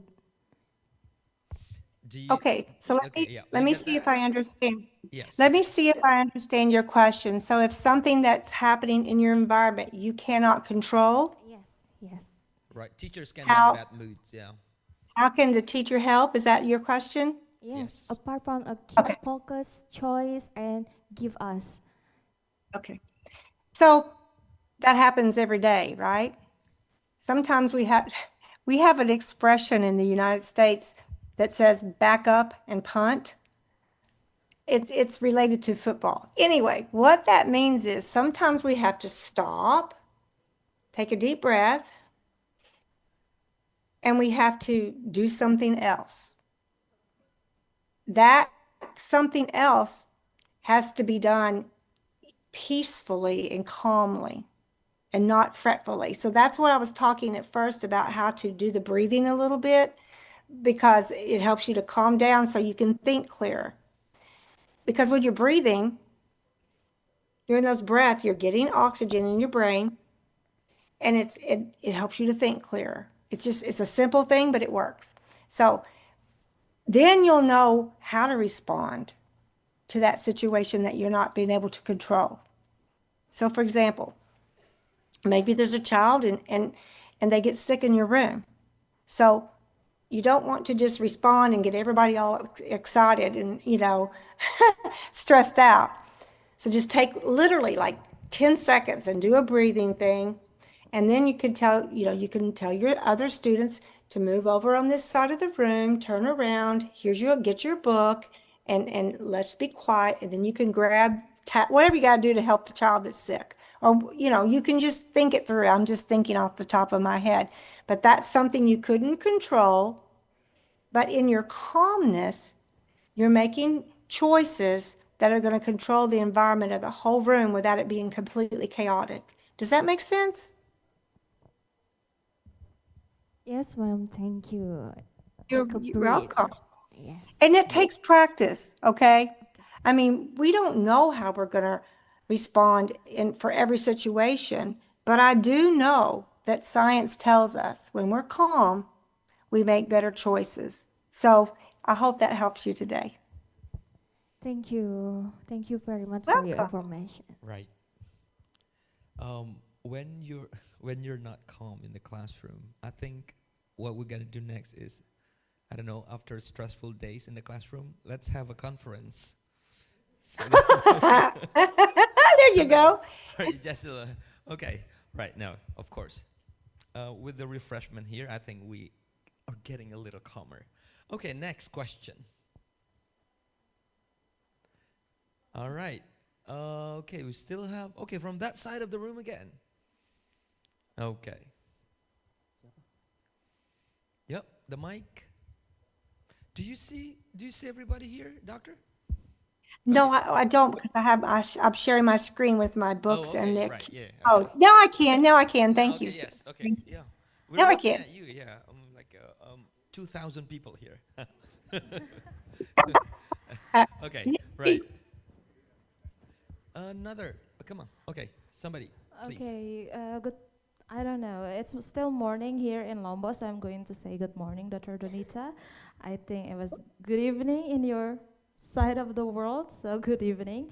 My name is Talia, and I would like to ask a very personal question, I guess. Oh, So okay. it has always been my belief that teachers, especially language teachers, are only facilitator for their students. We cannot force our students to learn. We cannot force their vocabularies into their brains, so they have to do it themselves. However, in my classroom, I found several students who are really not motivated. It doesn't matter how many times I talk to them. Please just try learning. It doesn't matter if you make a mistake in my class, as long as you are trying, but they are still unmotivated, and therefore they are lacking behind their peers. What do we do in that kind of situations? Because I've tried motivating them many times, it still hasn't worked. Thank you, Dr. Janita. Okay, so I really appreciate how much that you do try to motivate your students, and you're doing a good job, not even if they haven't received it yet. So here's something I want you to think about. I want you to think about ways that you can connect to those students. So in other words, what kind of sports do they like? What kind of activities do they like to do after school? What kind of movies or music do they like? Find something that they connect with. Now you can do that by having them do a little assignment in the room about what kinds of things do they like. And so when you start making those connections, see, that's going to make them happy, because remember the happy juice that goes off? So you find things that, and maybe give them like a little task to do with a friend. So maybe they pick out a song. I'm going to give this an example. You allow them to connect with a song, and maybe you can then have them look for a song in English that is similar to the song that they like. Maybe it's about sports. You let them look for a sport in the United States or some other English-speaking country that's similar to a sport they like. Find ways to connect to where your students are so they can feel excited. Like, wow, this is fun, you know? So that would be a suggestion. And I would love for you to be able to write me and tell me how that works out. And I could give you some more. I think do you all have my information? It's on my PowerPoint that I will share with you, and I'll share with Benista. Okay, thank you very much, Dr. Donita. I will see if I can write you an email. That'll be great. Okay. Thank you. Thank you. Thank you. Do we have, yes, from the center part of the room?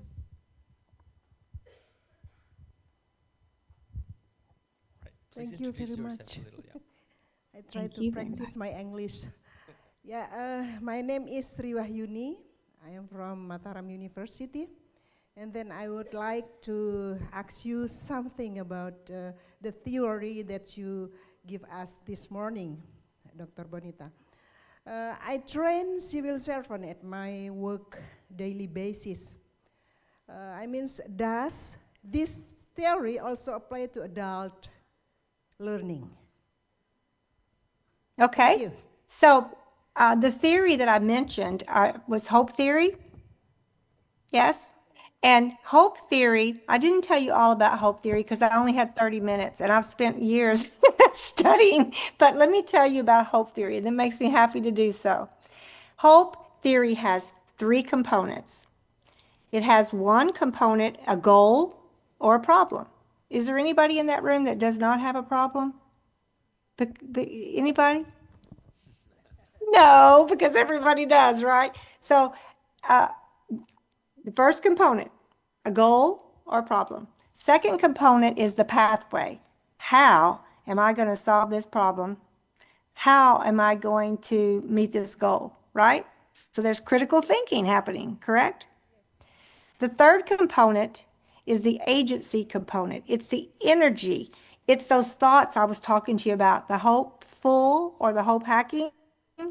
That's why it's so important to work with those. It's a motivation factor. How do I have that gasoline in my tank to get from point A to point B, that energy? And all three of those have to be working together in order for real hope to be actionable. Because see, hope is not just a wish. It's not just a feeling. It is higher order thinking. It's the way that all humans are wired. And that's how it turns into learning science, because let me tell you some of the research really quick and some of the benefits of having high hope. And by the way, we can measure it. It's Dr. Snyder was the researcher who developed this theory years ago, and it's the most researched theory in hope, about hope. So the benefits are, it doesn't matter what age you are. It doesn't matter if you're a female or male. It doesn't matter how much money you make, which I thank God for, because, teachers, we don't make a lot of money and we can still have high hope. It doesn't matter if you're married or unmarried. So those things don't matter. Your IQ doesn't matter. Every human being has the capability of having high hope. Okay? And children who've measured high hope, they make a whole letter grade higher than students with lower hope levels. Wow. Children and people who have, just adults, anybody has higher hope levels when they're measured, they're happier people. They make more goals. They realize more goals.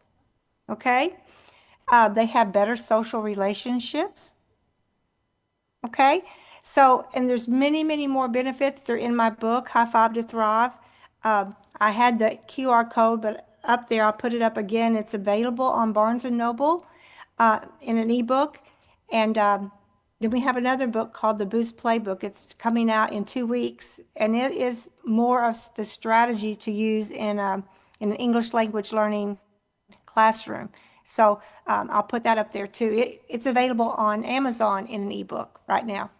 So I hope I answered your question. Thank you. Good. And, Thumbs up. Yay. There, I see that big, pretty smile on your face. Thank Doctor, you. I And you have to be speak honest beautifully. here. I have to be honest. I don't think we're interested in downloading your product. We want you to come here. And bring it Okay. for us. Okay. Okay. Bonista, can I stay at your both house? the products, the educational content and the tools, and you have to show us how to, use I them will love it. directly. Okay, Lombok will be happy to have you here, Doctor. Yes, and Oh we my have gosh, I can't lots wait. of questions. Okay, we have lots of questions, but we have so limited time. I We understand. have one more spot for a quick question. Okay. Okay. No? Right. Okay. Dr. Danita, I got a lot of questions here. Do you see problems in having too much fun? Please answer it quickly. Do you see problems in having too much fun in the classroom? Oh, okay. So I used to call my classroom, it was organized chaos. So you must have really good classroom management. Okay. And no, you can't have too much fun. My principal used to come into my room all the time, and I thought, I was like, am I in trouble? He said, no, I love seeing all this learning taking place. And so I would love to come to you there and share all the ways we can have fun and learn and have classroom management at the same time. How about that? All right. Okay, and one last, and this is also a rapid question. Yes. Do you believe in the duality of extrinsic and intrinsic motivation of the students? And this is the question.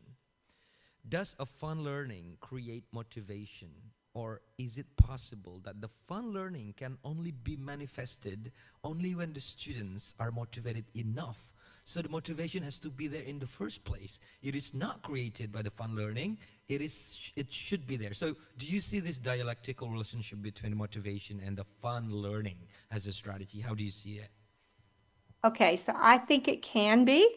Okay, I think that remember I said children play as their first language, and teenagers are just little children in bigger bodies. That's what I say. And so, yes, I think that if they're having fun, they will connect with whatever content that you're presenting to them. Versus if they're not having any fun at all and they're bored, they're not going to engage at all. So I think they can have fun even if they're not intrinsically motivated. I think that it can. I think it can. I may be wrong, maybe not in every situation, but I think you're more likely to get response from those students. Well, that's a really great conversation with you, Dr. Danita. And even I'm thinking of do students who have breakfast in the morning have better motivation when they are in the classroom? Yes. So yeah, Yes. you know, this Very biological practical determinant. thing. Yes, yes. All right. So with that concluded, can we please give the big applause for Dr. Danita Christen? Thank you so much. And remember that you have, you know, homework to do. Okay, please book the ticket, maybe this year or next year. Okay, and we will check Okay. the website and Dr. Bonista here. Okay, and Yes. yes, I'll send her everything. yeah. Can somebody please give a hug to Dr. Bonista because Yes. because Dr. Danita is sending a warm hug to Dr. Bonista here. She is the Yes. head of the committee here, so you should be proud of having a graduate that is so amazing in his service to the university. Thank you very much, everybody. Thank you for joining us, and maybe we can wave the hand. Thank you. Bye, everyone. Thank you. All right. I hope to Yes. see you soon. Yes, you are Bye. welcome to stay, and please, but if you're so sleepy, it's evening there, have some rest. Thank you Yeah, so it's much. 11 o'clock. I've been up since about 6:30. I think I'm tired, but Yeah. thank you so much. Goodbye. Bye-bye. Okay, and I'll take it from here. Do you still have your refreshment on the table? Do you still have your drinks? Okay. All right. Now, we're moving on to the second keynote speech. But before we have our speaker here, I'd like to read something. Our next speaker is Dr. Na Jiang from Shanghai Normal University, People's Republic of China. And she will speak to us on the lifelong learning as a driver for sustainable development, global competitiveness, and local impact. And please join me in welcoming Dr. Na Jiang, who is here with us on site. Please, big applause.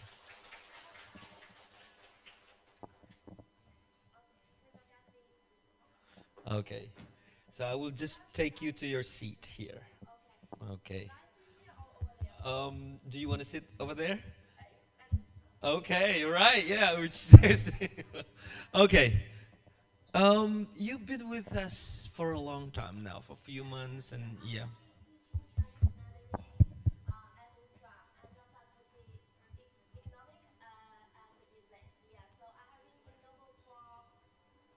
Uh, 6 months, I guess. So I'm quite familiar with Lombok and also familiar with University Mataram. Yeah, yeah. Great.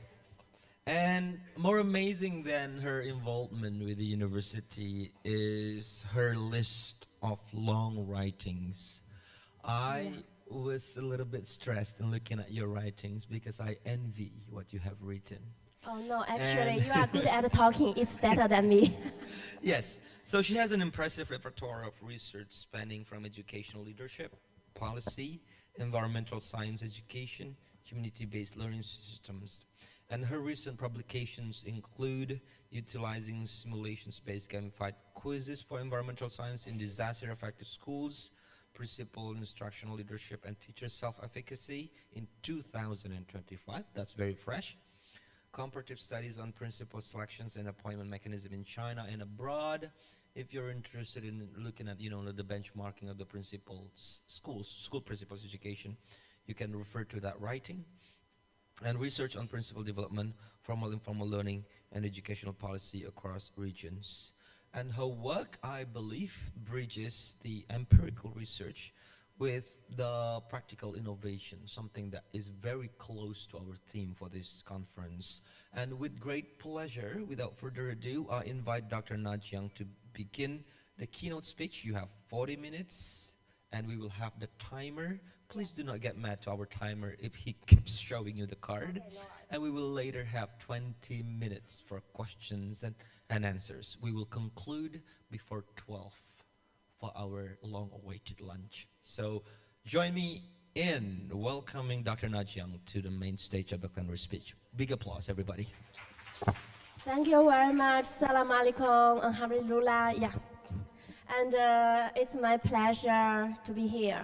Yeah, and a little bit sleepy and nervous because this morning I was so excited and to attend this conference. So I got up at 6:30. Oh yeah, but it was very early for me because I used to get up at 8 o'clock. Yeah, so already got sleepy and dizzy. So, but I try to finish the speech within 40 minutes. Okay, and keep you fresh. Yeah, and good morning, distinguished guests, colleagues, and friends. It's my great honor to be here as a keynote speaker today. And as I already introduced, right, and my name is Jiang Na, actually. Jiang is my family name, Na is my given name. So, but it's different with the international convention. Yeah, so you can call me Nana. Yeah, you can call me Prof. Nana. Yeah, I actually am an associate professor. Yeah. I would like to, when I was invited to take this conference, I was thinking, what kind of topic should I deliver? Yeah, because I want to exactly to match with the theme of this conference. So this is not from my empirical research. So I prepared for this conference. The name is regarding lifelong learning. Can we go next slide, please? Yeah. So, yeah, the world now is undergoing unprecedented change, such as digital transformation, globalization, and demographic shifts are reshaping how people work and live. So the key question is, in a rapidly changing world, how can education empower individuals and societies to thrive? Yeah. So go to next slide, please. Yeah. So there are several major global trends influencing education today. So as I said, digital transformation, globalization, and competition, population aging, and the pursuit of SDG 4. And to ensure inclusive and quality lifelong learning for all, this reminds us that education is not only for young, but for every stage of life. Next, please. Yeah. So I think nowadays we all can experience that the world has impact by AI, right? By big data, also by cloud computing. So also this changed the influence of daily life and our daily work. Previously, I remember when I was doing my PhD, it's very time consuming, even though I managed to do the references. But nowadays, with the help of AI, we can do things very effectively and very fast, right? So you can see how our life has been changed by artificial intelligence, right? And also, it also will impact our industrial sectors, right? And also, it will change our job structure. And every day, maybe the traditional jobs are disappearing, but the new jobs are emerging every day, right? So, if we cannot be a lifelong learner, means we cannot keep pace with the world development. So, yeah, that's why we said, okay, the traditional education is insufficient. So only lifelong learning can sustain employability. So next slide, please. Yeah. And that's why in this world nowadays we need to develop personal digital literacy and interdisciplinary knowledge, and also to enhance people's problem-solving skills. Yes, without continuous learning, societies cannot fully benefit from digital technologies. That is OECD reported in 2021. Next slide, please. Yeah. So nowadays, yeah, as we said, let's take an example. During COVID-19, right? And that's the first time. Previously, we do teaching offline, right? Then when the COVID came, we have to do it online, right? This teaching modality had to change. So, and take this opportunity, China established a massive online course. So nowadays, actually, not like previously. Previously, we all know that teacher training is very important, right? And we have to go that particular place with limited time to take that training. And nowadays, actually, no. As a teacher, if you want,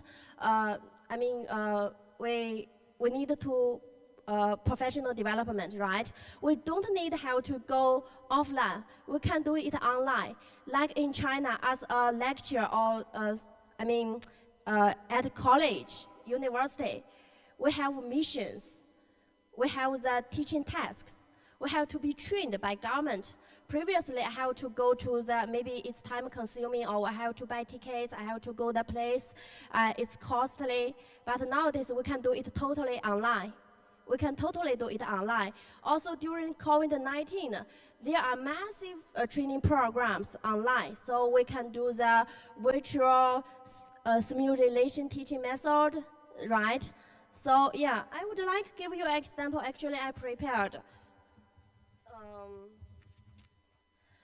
Such as in China, we have national teaching training programs.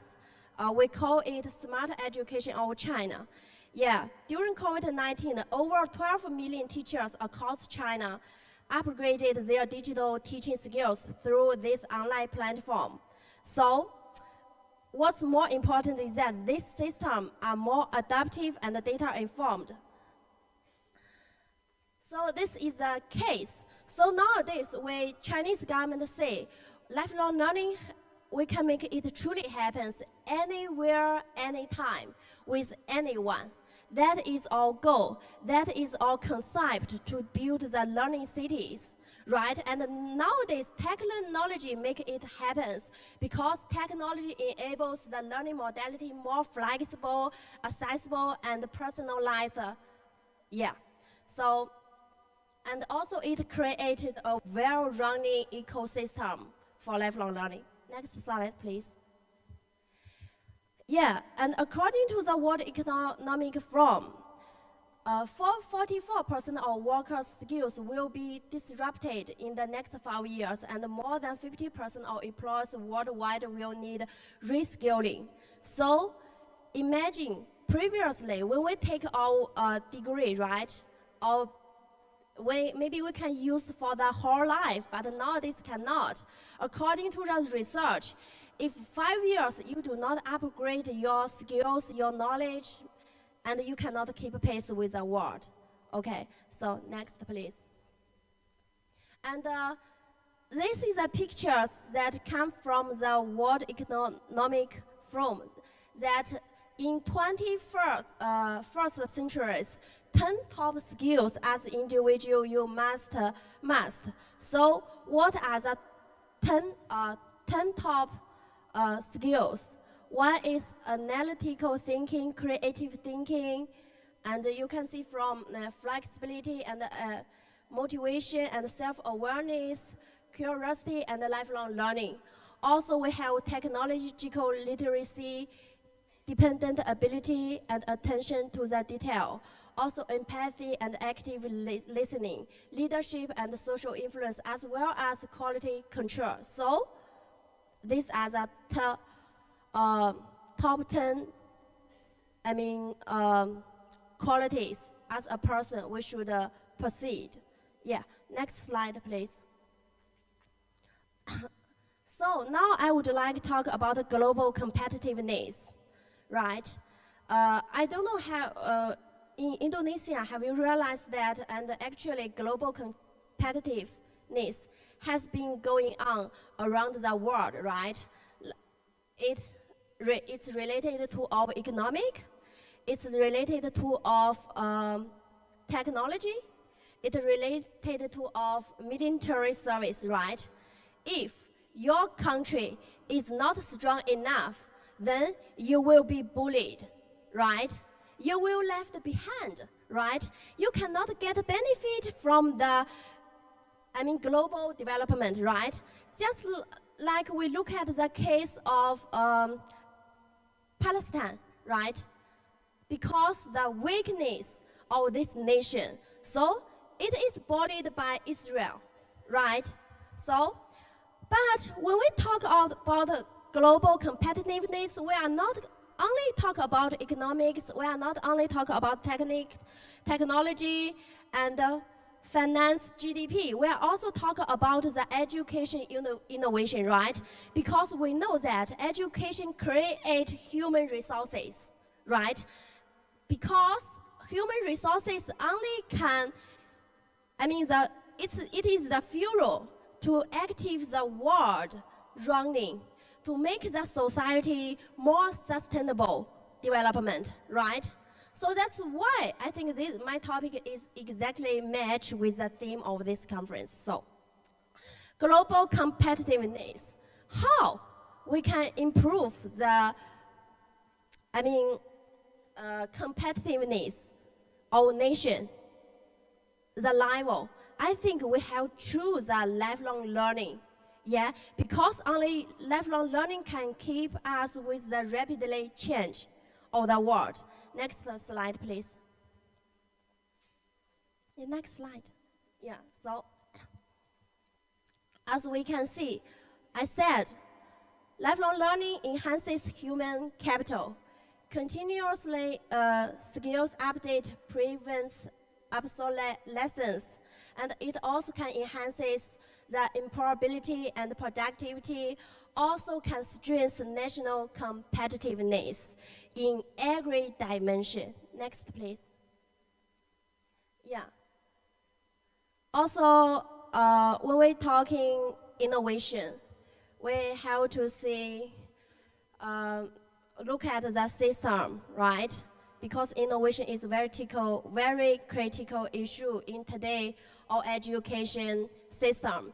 Because this is the ultimate, the top goal we are pursuing.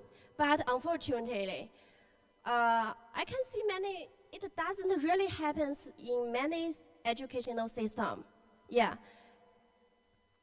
So I don't know how it is going in Indonesia. Yeah. How we can innovate people with our educational system. Yeah. And especially under the perspective of lifelong learning. Next slide, please. So, and another thing is I would like to, as a background, why do we need lifelong learning, learning? Yeah, that's because the aging society. I had done a survey that according to the research, it says that Indonesia is a very young country. Very young country, a lot of young people. Young country, young society means, okay, your society, your nation is very active, right? And young people has energy, has money, can bring more innovation to this country. They are the fuel for this nation's development. But China nowadays facing a very serious social problem, which is aging. As we can see, okay, according to the OECD projects that by 2050, 1 in 6 people in the world will be over 65. So 65 is the line for aging society. Yeah, so lifelong learning is crucial for healthy aging and active citizenship. As we can see, China nowadays, the 14.7% of people above 65 years old.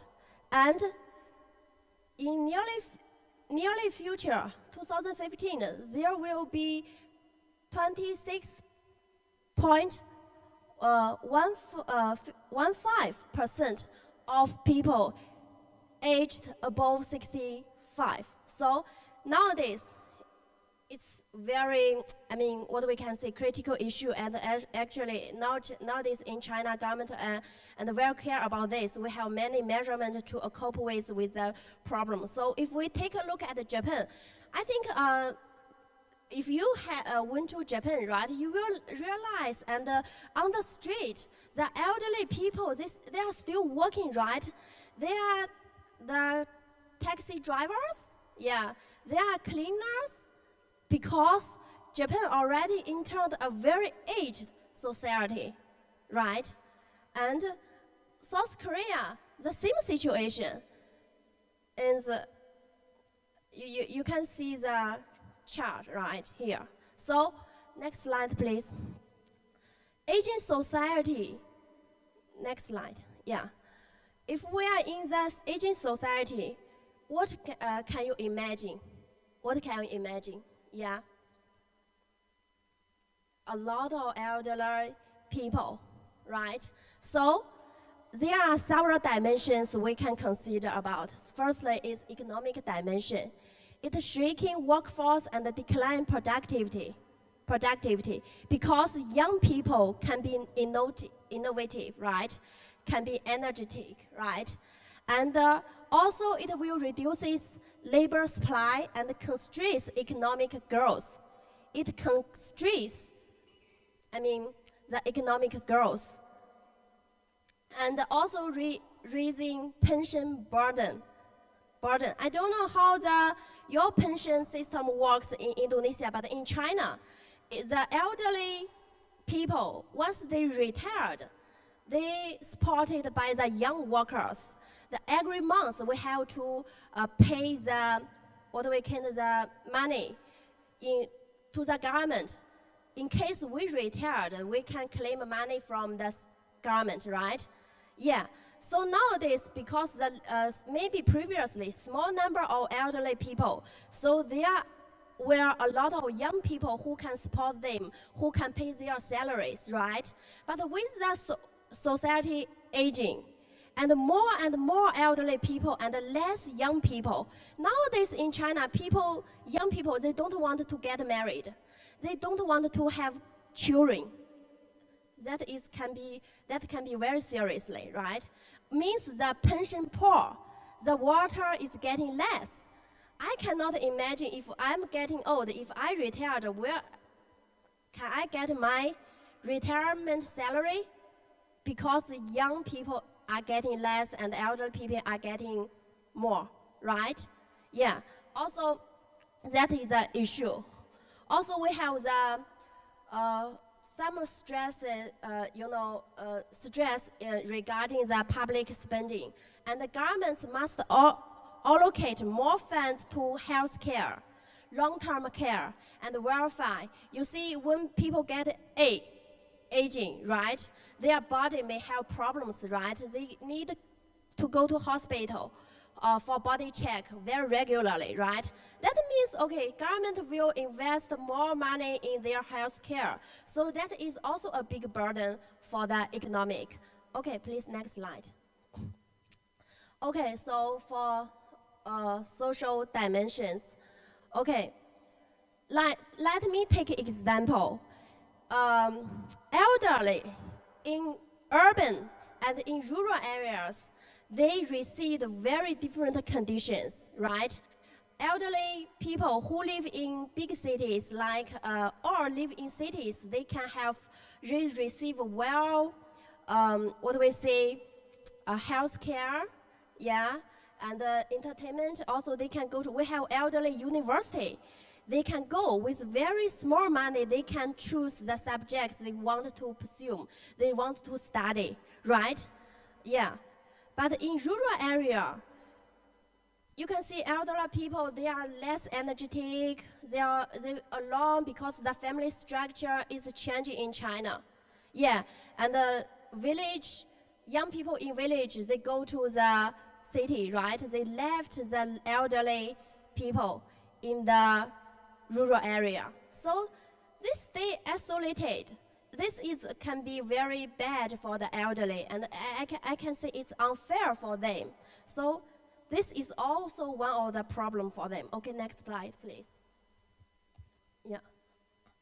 So they also face more health problem, such as insufficient facilities and professionals place heavy burdens on family caregivers, and the loneliness, depression, and suicide are growing mental health issue among the elderly.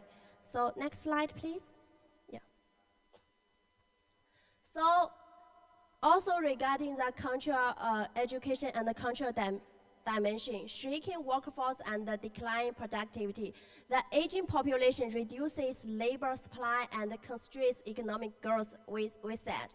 Okay, so nowadays, okay, next slide, please.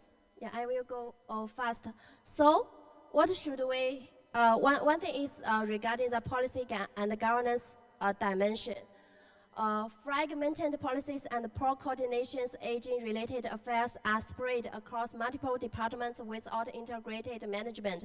And second is urban, rural, and regional disparities. As I said, developing the city offer better elderly services than rural areas.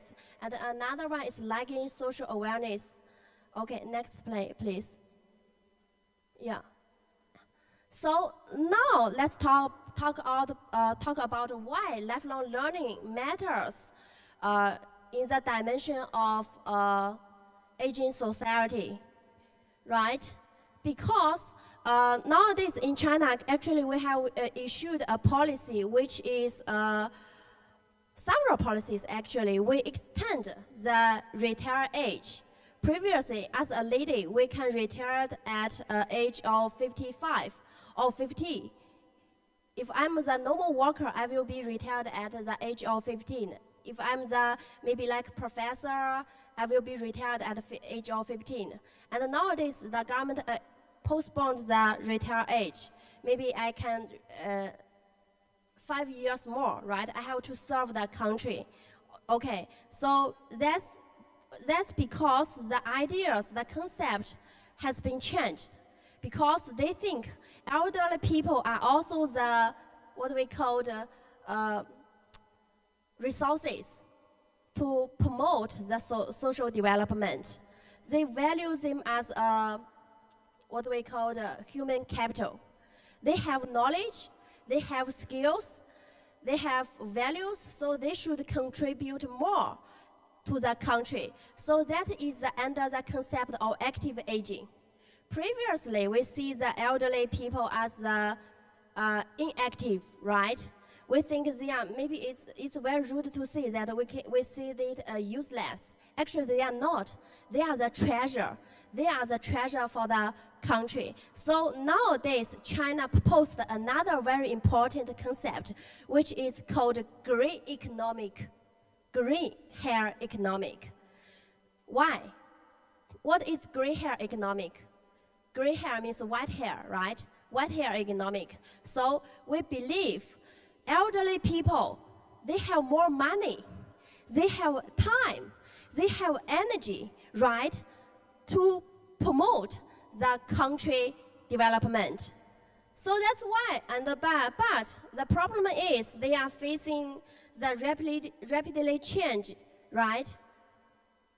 So we have to find many ways to active them to willing to study, willing to engage, willing to participate in every dimension of the country development. Yeah, so I don't think I will, okay, I don't think I will follow that slide. So another one is regarding the educational inclusiveness, right? And regarding the UN's SDG 4. In the world, we are trying to promote with, system, and everyone can be benefit from it. Yeah, so next slide, please skip. Yeah, skip. Skip. Yeah. Can I use the laptop? Yeah, I think it would be better for me. Oh yeah, so, sorry. That's why I always look at you, so it's okay. So if I control the slides, it will be faster, right? Yeah. So under this background, we consider that lifelong learning can make the society sustainable development. So that is the main concept I would like to deliver. Now, that is a same match with the global competitiveness. Now I would like to share the example from China. So can you skip it to the communication? Yeah, one. Next time, yeah, next. Yeah, next. Okay, so here is China's case. I don't know whether in your country you have community-based learning or not. In China, we have what we called, we have all educational system consists like this way. We have kindergarten, we have primary school, we have secondary school, junior high school, senior high school, and university college, right? But as I said, what you learn from college only can helps you maybe several years, right? One-time learning cannot last for the rest of your life, right? How about the adult workers, right? How about the people who want to study, but previously they did not have a chance to go to college, right? Should we care about these people? Definitely, we should. We should not let them left behind. So that's why we have many other forms of educational system, such as we have communication, community education. Please, next slide. Yeah, so we can see community education, the purpose is to promote lifelong learning and improve citizens' overall quality and enhance community cohesion.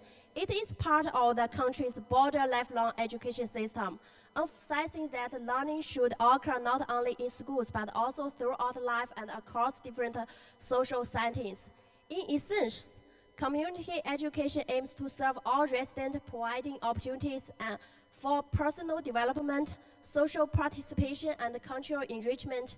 It embodies the principle of education for all, learning for life, and learning in the community. So next slide, please. So I would like to share some example with you guys. Have you heard, actually everything you buy from DIY, right? At the Epicenter Mall, come from Yiwu. Yiwu is located in Jiangxi province, right? And we call Yiwu is the center of the world. Why? Because everything, even not only in Indonesia, in UK, US, many other countries, the products, mostly manufactured, they come from Yiwu. But so this Jiangxi province is the richest province in China. It has a lot of businessmen. They are really good at doing business. But nowadays, do you know e-commercial is very popular in China? E-commercial is very popular and very convenient.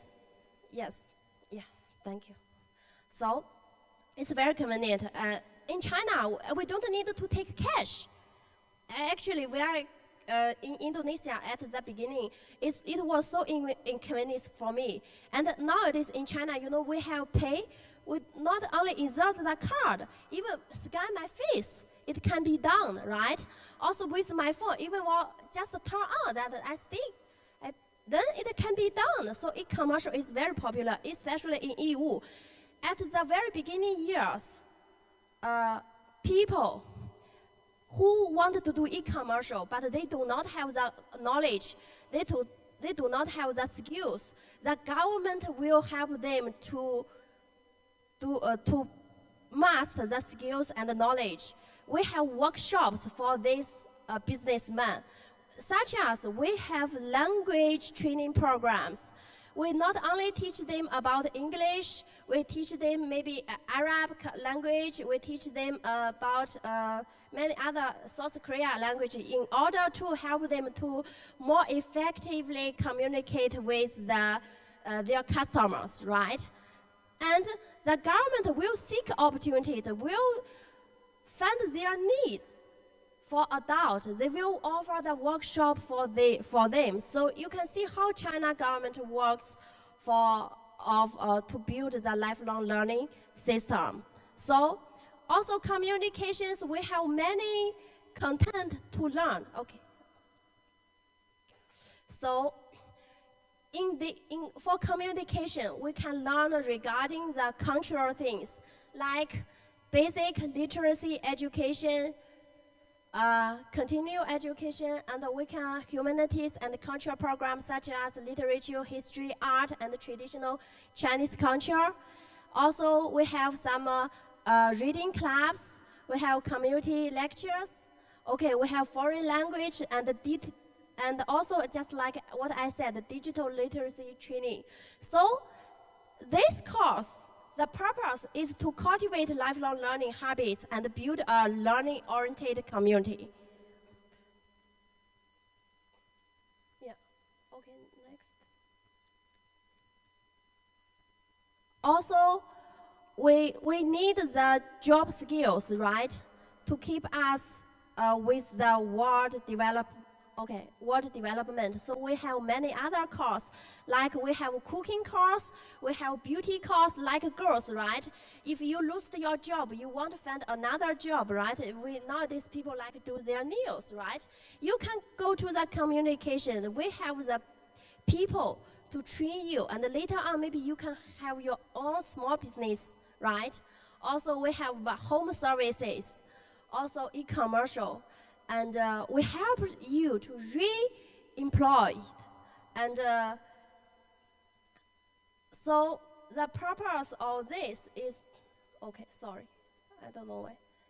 The purpose is to help people to get jobs, yeah, to do not let them left behind. So we also have family and parity education, because nowadays many workers, they go to work day, especially summer and winter vacation. Actually, as a parent, if my kids on their summer vacation, it will be a very big issue for me, because I have to work, because as a researcher, I have to write papers every day. And if my daughter around me, she will always ask for mom, right? But to be honest, sometimes I hate this. I want to be alone, right? As a teacher, we also have summer vacation. How about those people? They do not like normal workers, right? They are not come from the university. They don't have the vocation. What should they do? So the community in Shanghai, they organize the teaching activity. If parents want to send their children to the community school, it's totally fine, right? And the teenagers gathering there, the teachers will design the teaching programs. They will lead the children to learn. Isn't this fun, right? It can release parents' burden. So that is one of the, what we call community education runs in China. Also, we have many others. Yeah, so where should I towards? So also we have the, just like I said, we are in the aging society. We have something, community, actually, the majority people are elderly people who participate in community, education, community education, right? After their retirement, people may feel boring. They get bored, right? Previously, they have work to do, and nowadays, after retirement, they don't want to feel connected with the society, right? They have to find the place which is fit to them. So what they do? They go to the elderly college or community education. We have community college. We have community schools. We have the elderly centers. We help these elderly people to master the digital literacy, right? To master the skills, such as really want to share one example with you. Because previously, during COVID-19, and it's easy for our young people, right? Because we know how to use apps, right? Such as previously in China, if we have barcode, if the barcode is turned to right, means you cannot go anywhere else. You can only stay at home, right? Means you may be affected by the virus, right? But what if you want to go get out of your hometown, get out of Lombok or Jiangxi province, right? You have to show your green barcode, right? But that is very difficult for elderly people because majority of elderly people, they don't know how to use these apps, right? Even nowadays in China, everything is done online. Online shopping, online order delivery service, right? And but if we don't teach those elderly people, they will feel they are lonely in this society. They feel they are left behind by the society, right? But we don't want them to feel this way. So we help them to build the digital literacy. We help them to improve their skills regarding the digital things, right? So this is one case. Also, there is another case. Like I myself, actually, I have many hobbies. Okay, I will try my best. I have many hobbies. I like painting, I like dancing, I like playing instruments. But unfortunately, I don't have time for that right now. My time all goes to the papers, all go to my everyday modifying paper, everyday writing paper, everyday teaching task, right? And after retirement, now is the time for me to fulfill my dream. Now is time for me to achieve my really goal, right? But where should I go? I go to the community, college. I go to the community schools. I go to the elderly centers, right? So you can see how this is an example in China. Now there are thousands of community schools, colleges has well built in China. So this is how our educational works. We have, training programs for workers who want to upgrade their skills. We have the training program for elderly. We have training program for the teenagers, and every people in the society is not left behind. That is all concept. That is all pursuit of the national development goal. So that is, I think I will stop here. So to be conclude what I said today for this conference, firstly, I introduced the background. Why should we promote lifelong learning in the society, right? Also, here is another case, and I would like, in Indonesia, I learned, right, is regarding SDG 4. SDG 4, because inclusive education. Once I went to Pink Beach, I was so surprised that the people, the owner of the restaurant, she cannot read. Even her menu, she cannot read. And I rent a boat. The owner of the boat, he cannot write. I was so surprised. How come? Because this is impossible in China. Even my parents, even though she did not go to the college, but she had her, a senior high school education level, right? So she can read, she can write, she can do business. I come from a business family, right? So that's why I think your nation should also consider, do we need a lifelong learning system to help everyone, to make them have a lighter, better life? We are not just live longer, but we live better, we live good, right? So I think that is also I mean, if we have the staff from the government sector, they should think about that, right? And help everyone to have a job, get a better job, right? To help them the better development, and also help our elderly people, right, to feel satisfied in this society. Yeah, so I think that is what we call the sustainable development in educational system. Thank you very much. Sorry if yeah. Wow. Right. Yeah. Dr. Nana, let's have a conversation. Yeah. First, you have presented to us a helicopter view of everything. Yeah. Like you touched upon these fundamentals of lifelong learning. You discuss technology. Yeah. You discuss community learning. And even you touched upon a little geopolitical, the piece is little, but it's a big ramification. Oh yeah, when I you didn't mentioned that explain one. because I don't want to follow that slide because just like I said, if all of this, if without policy support, that is the point. If without support, policy support, that is totally kosong in Indonesia, right?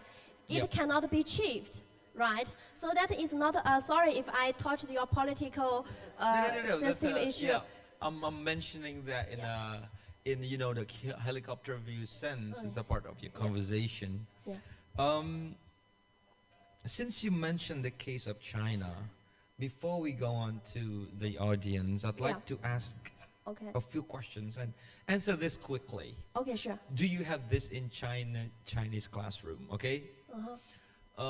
Free school meal program? Yes or no? Free school music. School meal, like students get free food every day. We do have in China, but not in mainland of China. Yeah, it in rural area, right? Rural for area. rural people, for rural students, they do get free like milk program. Okay. It's such as I worked in Tibet for 3 years. Have you heard about Tibet? Yeah, the It's a Tibetan very people. remote area from mainland China. They have the programs like that, and in rural area we do have. Yeah. Right. Okay. So free school meal program in rural areas. Yeah. Because we have free school meal program is a universal approach, and the Oh. universal approach, like everybody gets. Yeah, sick. that's fantastic. Lucky That's a you. big Yeah. one. Okay. The second one, rapid question. Okay. Do you have the subject of religion in public school? Sorry to say that actually in China we don't we believe in communist party. We don't not like Indonesia. I said on your identity card, right? You have right. You are Muslim or Christian. But in China we are religions free. We don't have religion. Okay. Yeah. Right? Yeah. So I prefer stand. If I sit, I'm a man. It's okay. It's okay. Yeah. It's Yeah. okay. Yeah. All right. So that's the question to start off, and to bridge between your presentation and the previous conversation Okay. about fun learning. Oh yeah. Now, I've heard that Chinese teachers are more like Asian parent tiger style parenting. Okay? Now, would you say that the fun learning is the approach that is generally, introduced in the teacher education? Or, I know this is more like a casual question. So tell us a little bit about this fun learning approach in Chinese classroom. Oh, it's very much depends actually. Depends on the teacher's personality and depends on teacher's teaching methodology. Yeah, also depends on teacher's ideology of their teaching. So in China, teacher normally we are very strict on all students. At primary, yes, we will think others fun teaching learning, right? Because we want in turn let students enjoy the class. But unfortunately, I have to tell you, in China, it's a very competitive world. Very, very, very competitive. We cannot, actually, as an educator, I realize that this is a very big problem for kids, right? Kids cannot have fun. If they have fun, how should they learn, right? So parents are strict, teachers are strict. Okay. Also, especially when you are getting older. Like I have a son who is already 50 years old at the junior high school, and he under a lot. I don't want to put him under a lot of pressure, but unfortunately, he is under a lot of pressure. If he does not work hard, means he cannot enroll in senior high school, and if he cannot enroll senior high school, means he cannot enroll the university. Without a university degree, you cannot find a job, right? So that's why the society, the whole society nowadays is very under a large of anxiety. Yeah. So you teach. We all that is perfect ideology, but we are struggling. I have to say that. Okay. Yeah. Thank you. All right. Now the opportunities for the audience online. Okay. So one offline, and first for the online audience. Do we have an online audience? Can you show them on the screen so we can invite one of them? Right. I can't see anybody, but. Yeah. I know you're there. Okay. Hello. Right. Introduce yourself a little bit and then ask the question. Oh, okay. Okay, I'm Dr. Mimi from UTHM. Welcome back, Dr. Mimi. Sorry, I couldn't return on site this time. Okay. Anyway, I have two questions actually. So you talked about lifelong learning. Yeah. And then a little bit about digital transformation and whatnot. So I'm just wondering what's the situation in China in relation to lifelong learning in the sense of online learning. How do you address lifelong learning for the people in remote areas where internet is, even here in Malaysia, internet in remote areas are problematic. So how do you address that situation? Okay. Actually, I'm so proud to tell you that in China, all infrastructure is well developed. So even though in rural areas we have very well internet works. So even in remote area, imagine back to 10 years ago, I was working in Tibet, but the internet already very good. Back to almost 20 years ago, right? When I was, sorry to complain the internet in Lombok here, because I got many problems and several times. And I went to the XL center, I complained about the internet. But back to 20 years ago, when I was doing my bachelor, the internet 4G, 3G, 4G works very well, because our Chinese government is very, put a lot of effort in building the infrastructure. So in China, 5G very fast. Without any problem, you can connect. Because only with this, with the digital transformation, you can make lifelong learning real happens, and anywhere, anytime. Yeah. So okay, that's very good that you have that kind of opportunity. I hope that other countries will also have that kind of opportunity. My second question is about the volunteer and community program. I'm just wondering who is responsible? Is it according to states or province or something like that will organize that kind of program for the elderlies especially? And how did they take it in terms of, elderlies are sometimes very, very problematic. I know because I have experience with my father in teaching him how to use the word document and things like that. So how do they take it in terms of learning the digital materials and using technology in terms of learning? Yeah, actually, I do have that experience because I did my postdoc at East China Normal University at Shanghai Municipal Lifelong Learning Centers, right? So let me take Shanghai as an example. So in Shanghai, we have 3 levels of community education, right? So we have colleges, we have schools, and we have centers. And we will hire from the community to be the volunteers, right? Also, we have the volunteers from from secondary schools. We also have volunteers from the university levels, right? And they will call for volunteers, and they will get a certificate to do that job, right? Also,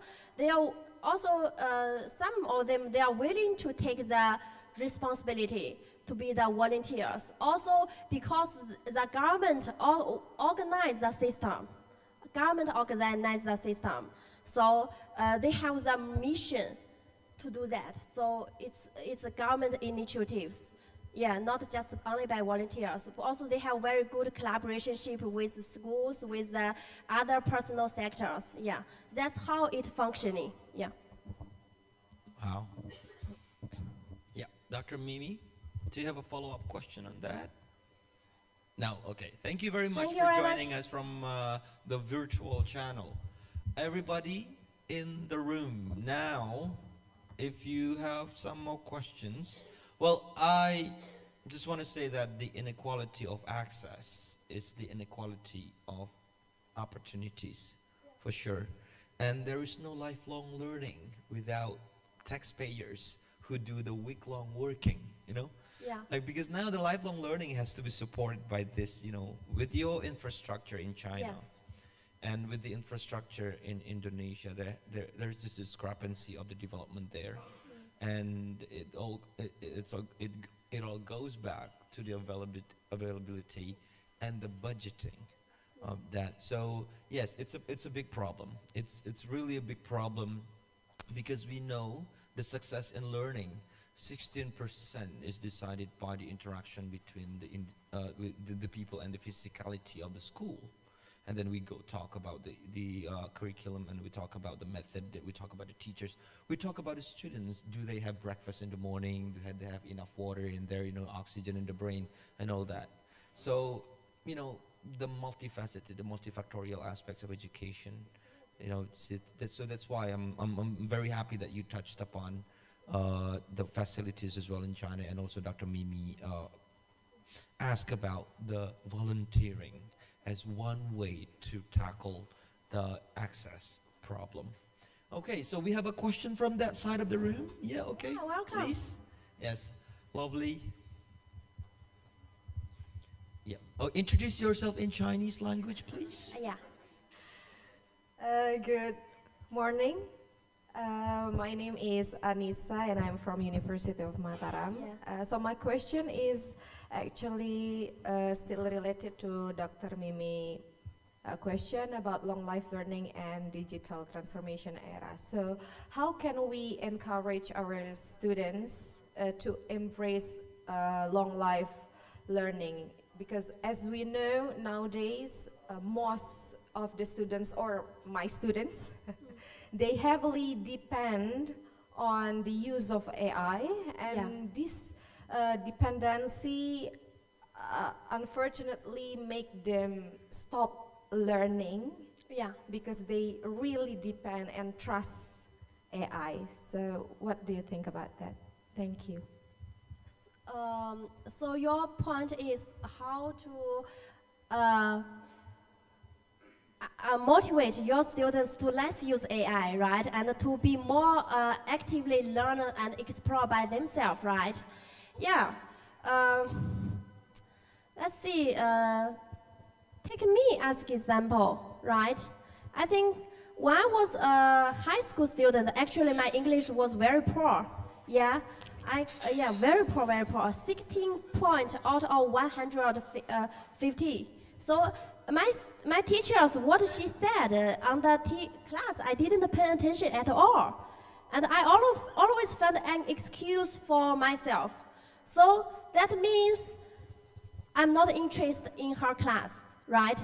I didn't want to pay attention to her class. I think her class, at that time, maybe I thought her class was boring. So that's why it cannot, that previously I found an excuse for myself. But once I entered the university, actually I learned English by myself. No one teach me. No one taught me, right? I found the motivation. I found my purpose of my life. The very first time I started to think, okay, what I'm going to do, who I will be in the future once I graduate from the university. Then my answer was I want to be a lecturer at university, in some universities, right? Then I have to figure out the pathway. How I can be a lecturer at a university, right? Then I found the criteria. One of the criteria is that your English has to be very good. You have to pass the examinations, otherwise you cannot be a master student, right? So I found my motivation. So no one controls me. I went to the library. Most of the nights I spend my time there. So you can see, without anyone's supervision, I did it by myself. I did my master, I did my PhD, I did my postdoctorate. So I think the first thing is your students have to realize, okay, what are their missions, right? What are their dreams? Just like the lady said, okay, if they have find the inner motivation without supervision, you can achieve it, right? But let's back to the AI question, right? Yeah. Actually, nowadays, not just you, because I also facing the same problems. My students, they use AI to generate their papers, and I have to use the AI detector. Previously, I only needed to use the tool to test their plagiarism, but nowadays I have to turn it into test the AI rate. Because but actually as a lecturer, you can easily distinguish whether the language is written by AI or written by human being, right? And you have to read carefully, because actually AI technology now still is developing, it's not well developed, right? It has, sometimes you write, I don't believe the system, because AI is imitating people's writing, right? You cannot to test people's writing, people's work, right? Sometimes AI write, it turns out, okay, it's a 0% maybe detector, right? And sometimes even I myself write, I organize, very organized, but it turns out and maybe 20% written by AI, it's unfair for me. So I think as a lecturer, we only take off a job as educator. We tell them, you cannot avoid AI nowadays. I have to figure this out. You teach them how to wisely use AI, rationally use AI, right? Under the help of AI, but not totally rely on AI. Yeah, you have to tell them about this. Yeah. 谢谢您的讲解，娜拉教授。不客气。That's the AI thanking Dr. Nana for the explanation. Thank you. I would like to repeat that one. So thank you very much for the explanation. Well, regarding the motivation, I'd like to just comment a little bit while waiting for the others. Do we have questions? The question is really, is it better to be feared or is it better to be loved by our students? So I don't know, do we make them learning because they fear us, or we make them learning because they love us, or maybe because they love themselves? I mean, yes, it's a question. It's an open question. Yeah, as a teacher, I think you have to be very easygoing and let students feel, okay, you are an easygoing person. They want approaching to you. Then only you can make your classroom more relaxed and more fun, right? And yeah. Okay, yeah, I would like to play that sound again in Chinese. Sorry. 谢谢您的讲解，娜拉教授。不客气。I will learn that. Okay, right. Okay, questions from the audience. We have 6 minutes. Yes. Okay. Now we will use that 6 minutes very effectively. Please state your name and then the question. Can you please have the mic to the front seat? Yeah.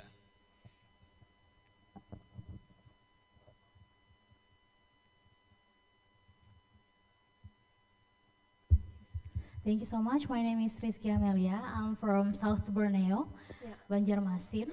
My question is, how do we manage or how do we solve problems that take place due to the diverse condition that you mentioned before? You know that there are still many people who are illiterate in Indonesia.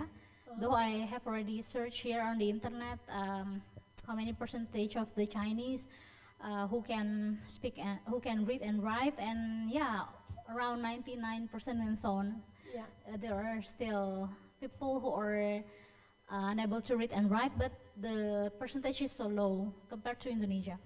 I am conducting a research funded by the DRTPM or DPPM 2025, and during my research I try to put the local Sasirangan cloth in South Kalimantan, South Borneo, Yeah. to be included in the English learning in the classroom.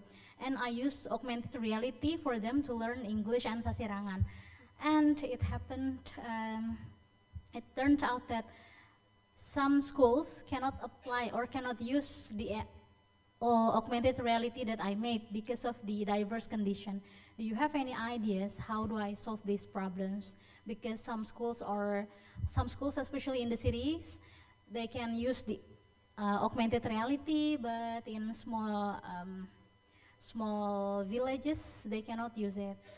I actually plan to have all cities and places able to use it, but I cannot. Thank you.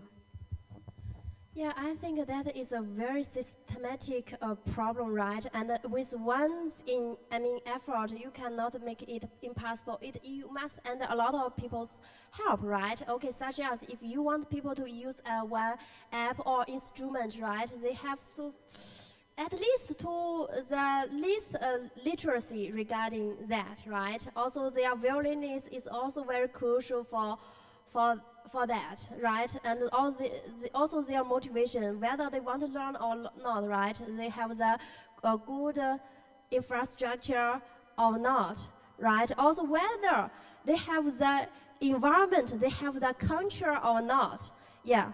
So especially, also I went to many places in Lombok, rural area. I went to the village.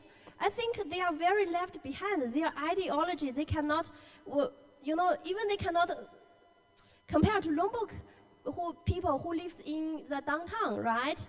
They are very, what we can see, it makes feel like they are very, live in 20 or years ago, still very traditional tribes, right? They are disconnected from the modern society, right? So I think it's your government responsibility to go this village, right? To have educators, to have programs to help them. That's why, and in China nowadays we have a concept which is called learning cities, learning communities, right? If your community, we have the advertisement for that, right? We encourage people to learn. We give them money to learn. So money can be a motivation for them to learn, right? Yeah, that's true. And we give them an award.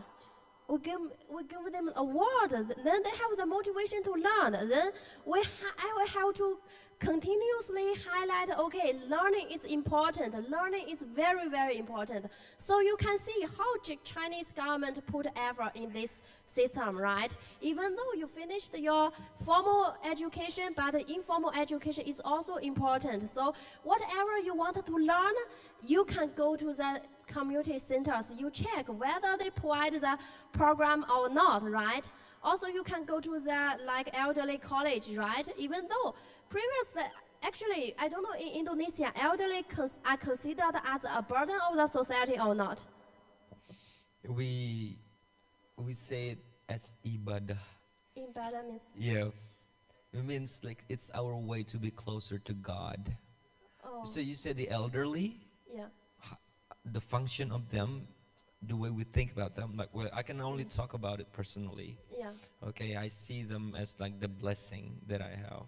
Yeah. So I will not give to the government the responsibility to take care of my parents. Yeah. But there is a debate on that. But yeah, that's how I think about it. But in China, elderly are the responsibility of the government. So the government take a good care of them. They care about their mental health, really mental health. So why we keep saying that, okay, elderly, you have to learn. Why? Because only your brain action, right, acting, then your neuron will be connected so strong that will be, okay, you will reduce the risk of Alzheimer's, you know, this disease, right? Only learning can keep you active, right? So that's why we government, even though we actually, for most of people, they may think, okay, elderly people, you are useless, right? You are not worthy. Let the government to put so many money, you know, a lot of money, a lot of people to participate in this teaching program, right? But nowadays, the government has changed the concept. They are the treasure for our society. They have skills, they have knowledge, right? They want they stay active till they are 90, till they are 100 years old. Yeah. Okay. Right. So, yes, one big applause for everybody here. Right, Dr. Nana? Yes. It's been great to have you here, and we have more questions than more answers. We have questions to answer, and we have answers to act upon. Every year, hundreds, if not thousands, of conferences on social sciences and education are held. Now, do we see them as the economic activity of, you know, having the hotel and having the snacks and having the transportation and everything? Or do we see them as a, you know, space for growth? And I think your presence today has been a gift, and the presence of the audience here has been a gift to local, national, and global stage of actually using education as the tool of the solution, not the problem. So thank you very much, everybody, for having us here on this stage. And that's me, Ahmad Junaidi, PhD from the University of Mataram English Education Study Program. And with Dr. Nana, let's take our leave. Thank you very much. Bye-bye. Assalamualaikum warahmatullahi wabarakatuh. Thank you very much. Assalamualaikum. Okay, thank you very much, Dr. Na, as well as Dr. Jeanette, for the amazing, outstanding plenary session for today. Well, distinguished guests, ladies and gentlemen, at last, we finally arrive at our long-awaited lunch break. Our lunch break will soon be commenced. However, I have several announcements to make. First, our lunch break is scheduled for 1.5 hours. So we are going to take our leave from 12 right now to 1:30 p.m. Central Indonesian time. And after you have your lunch break, we are going to have our first parallel session.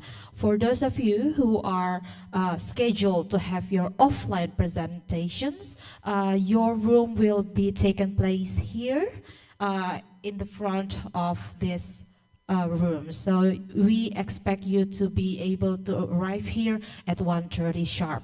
And last announcement, your lunch is taking place on the first floor at Malimbu Restaurant. So that is all for today. Thank you so much for your attention, and have a wonderful lunch break. Thank you very much. Assalamualaikum warahmatullahi wabarakatuh.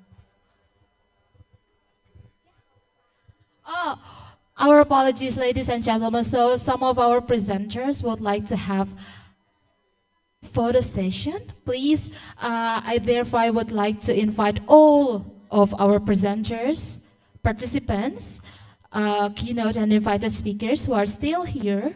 Please be invited to come to the stage and lining up in front of the room, because we are going to take our photo session together. Please, ladies and gentlemen, Bapak Ibu yang kami hormati, can we have all presenters, all speakers, as well as all committees lining up at the front of the stage? And can we have the humas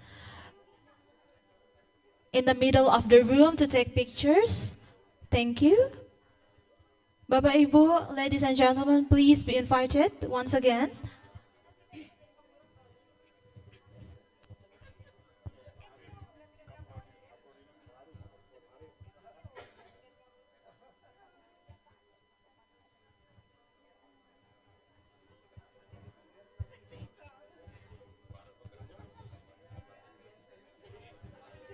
Okay. I think some of you can stand on the stage and some others can line up in the front of the stage because I'm afraid we don't have enough spaces.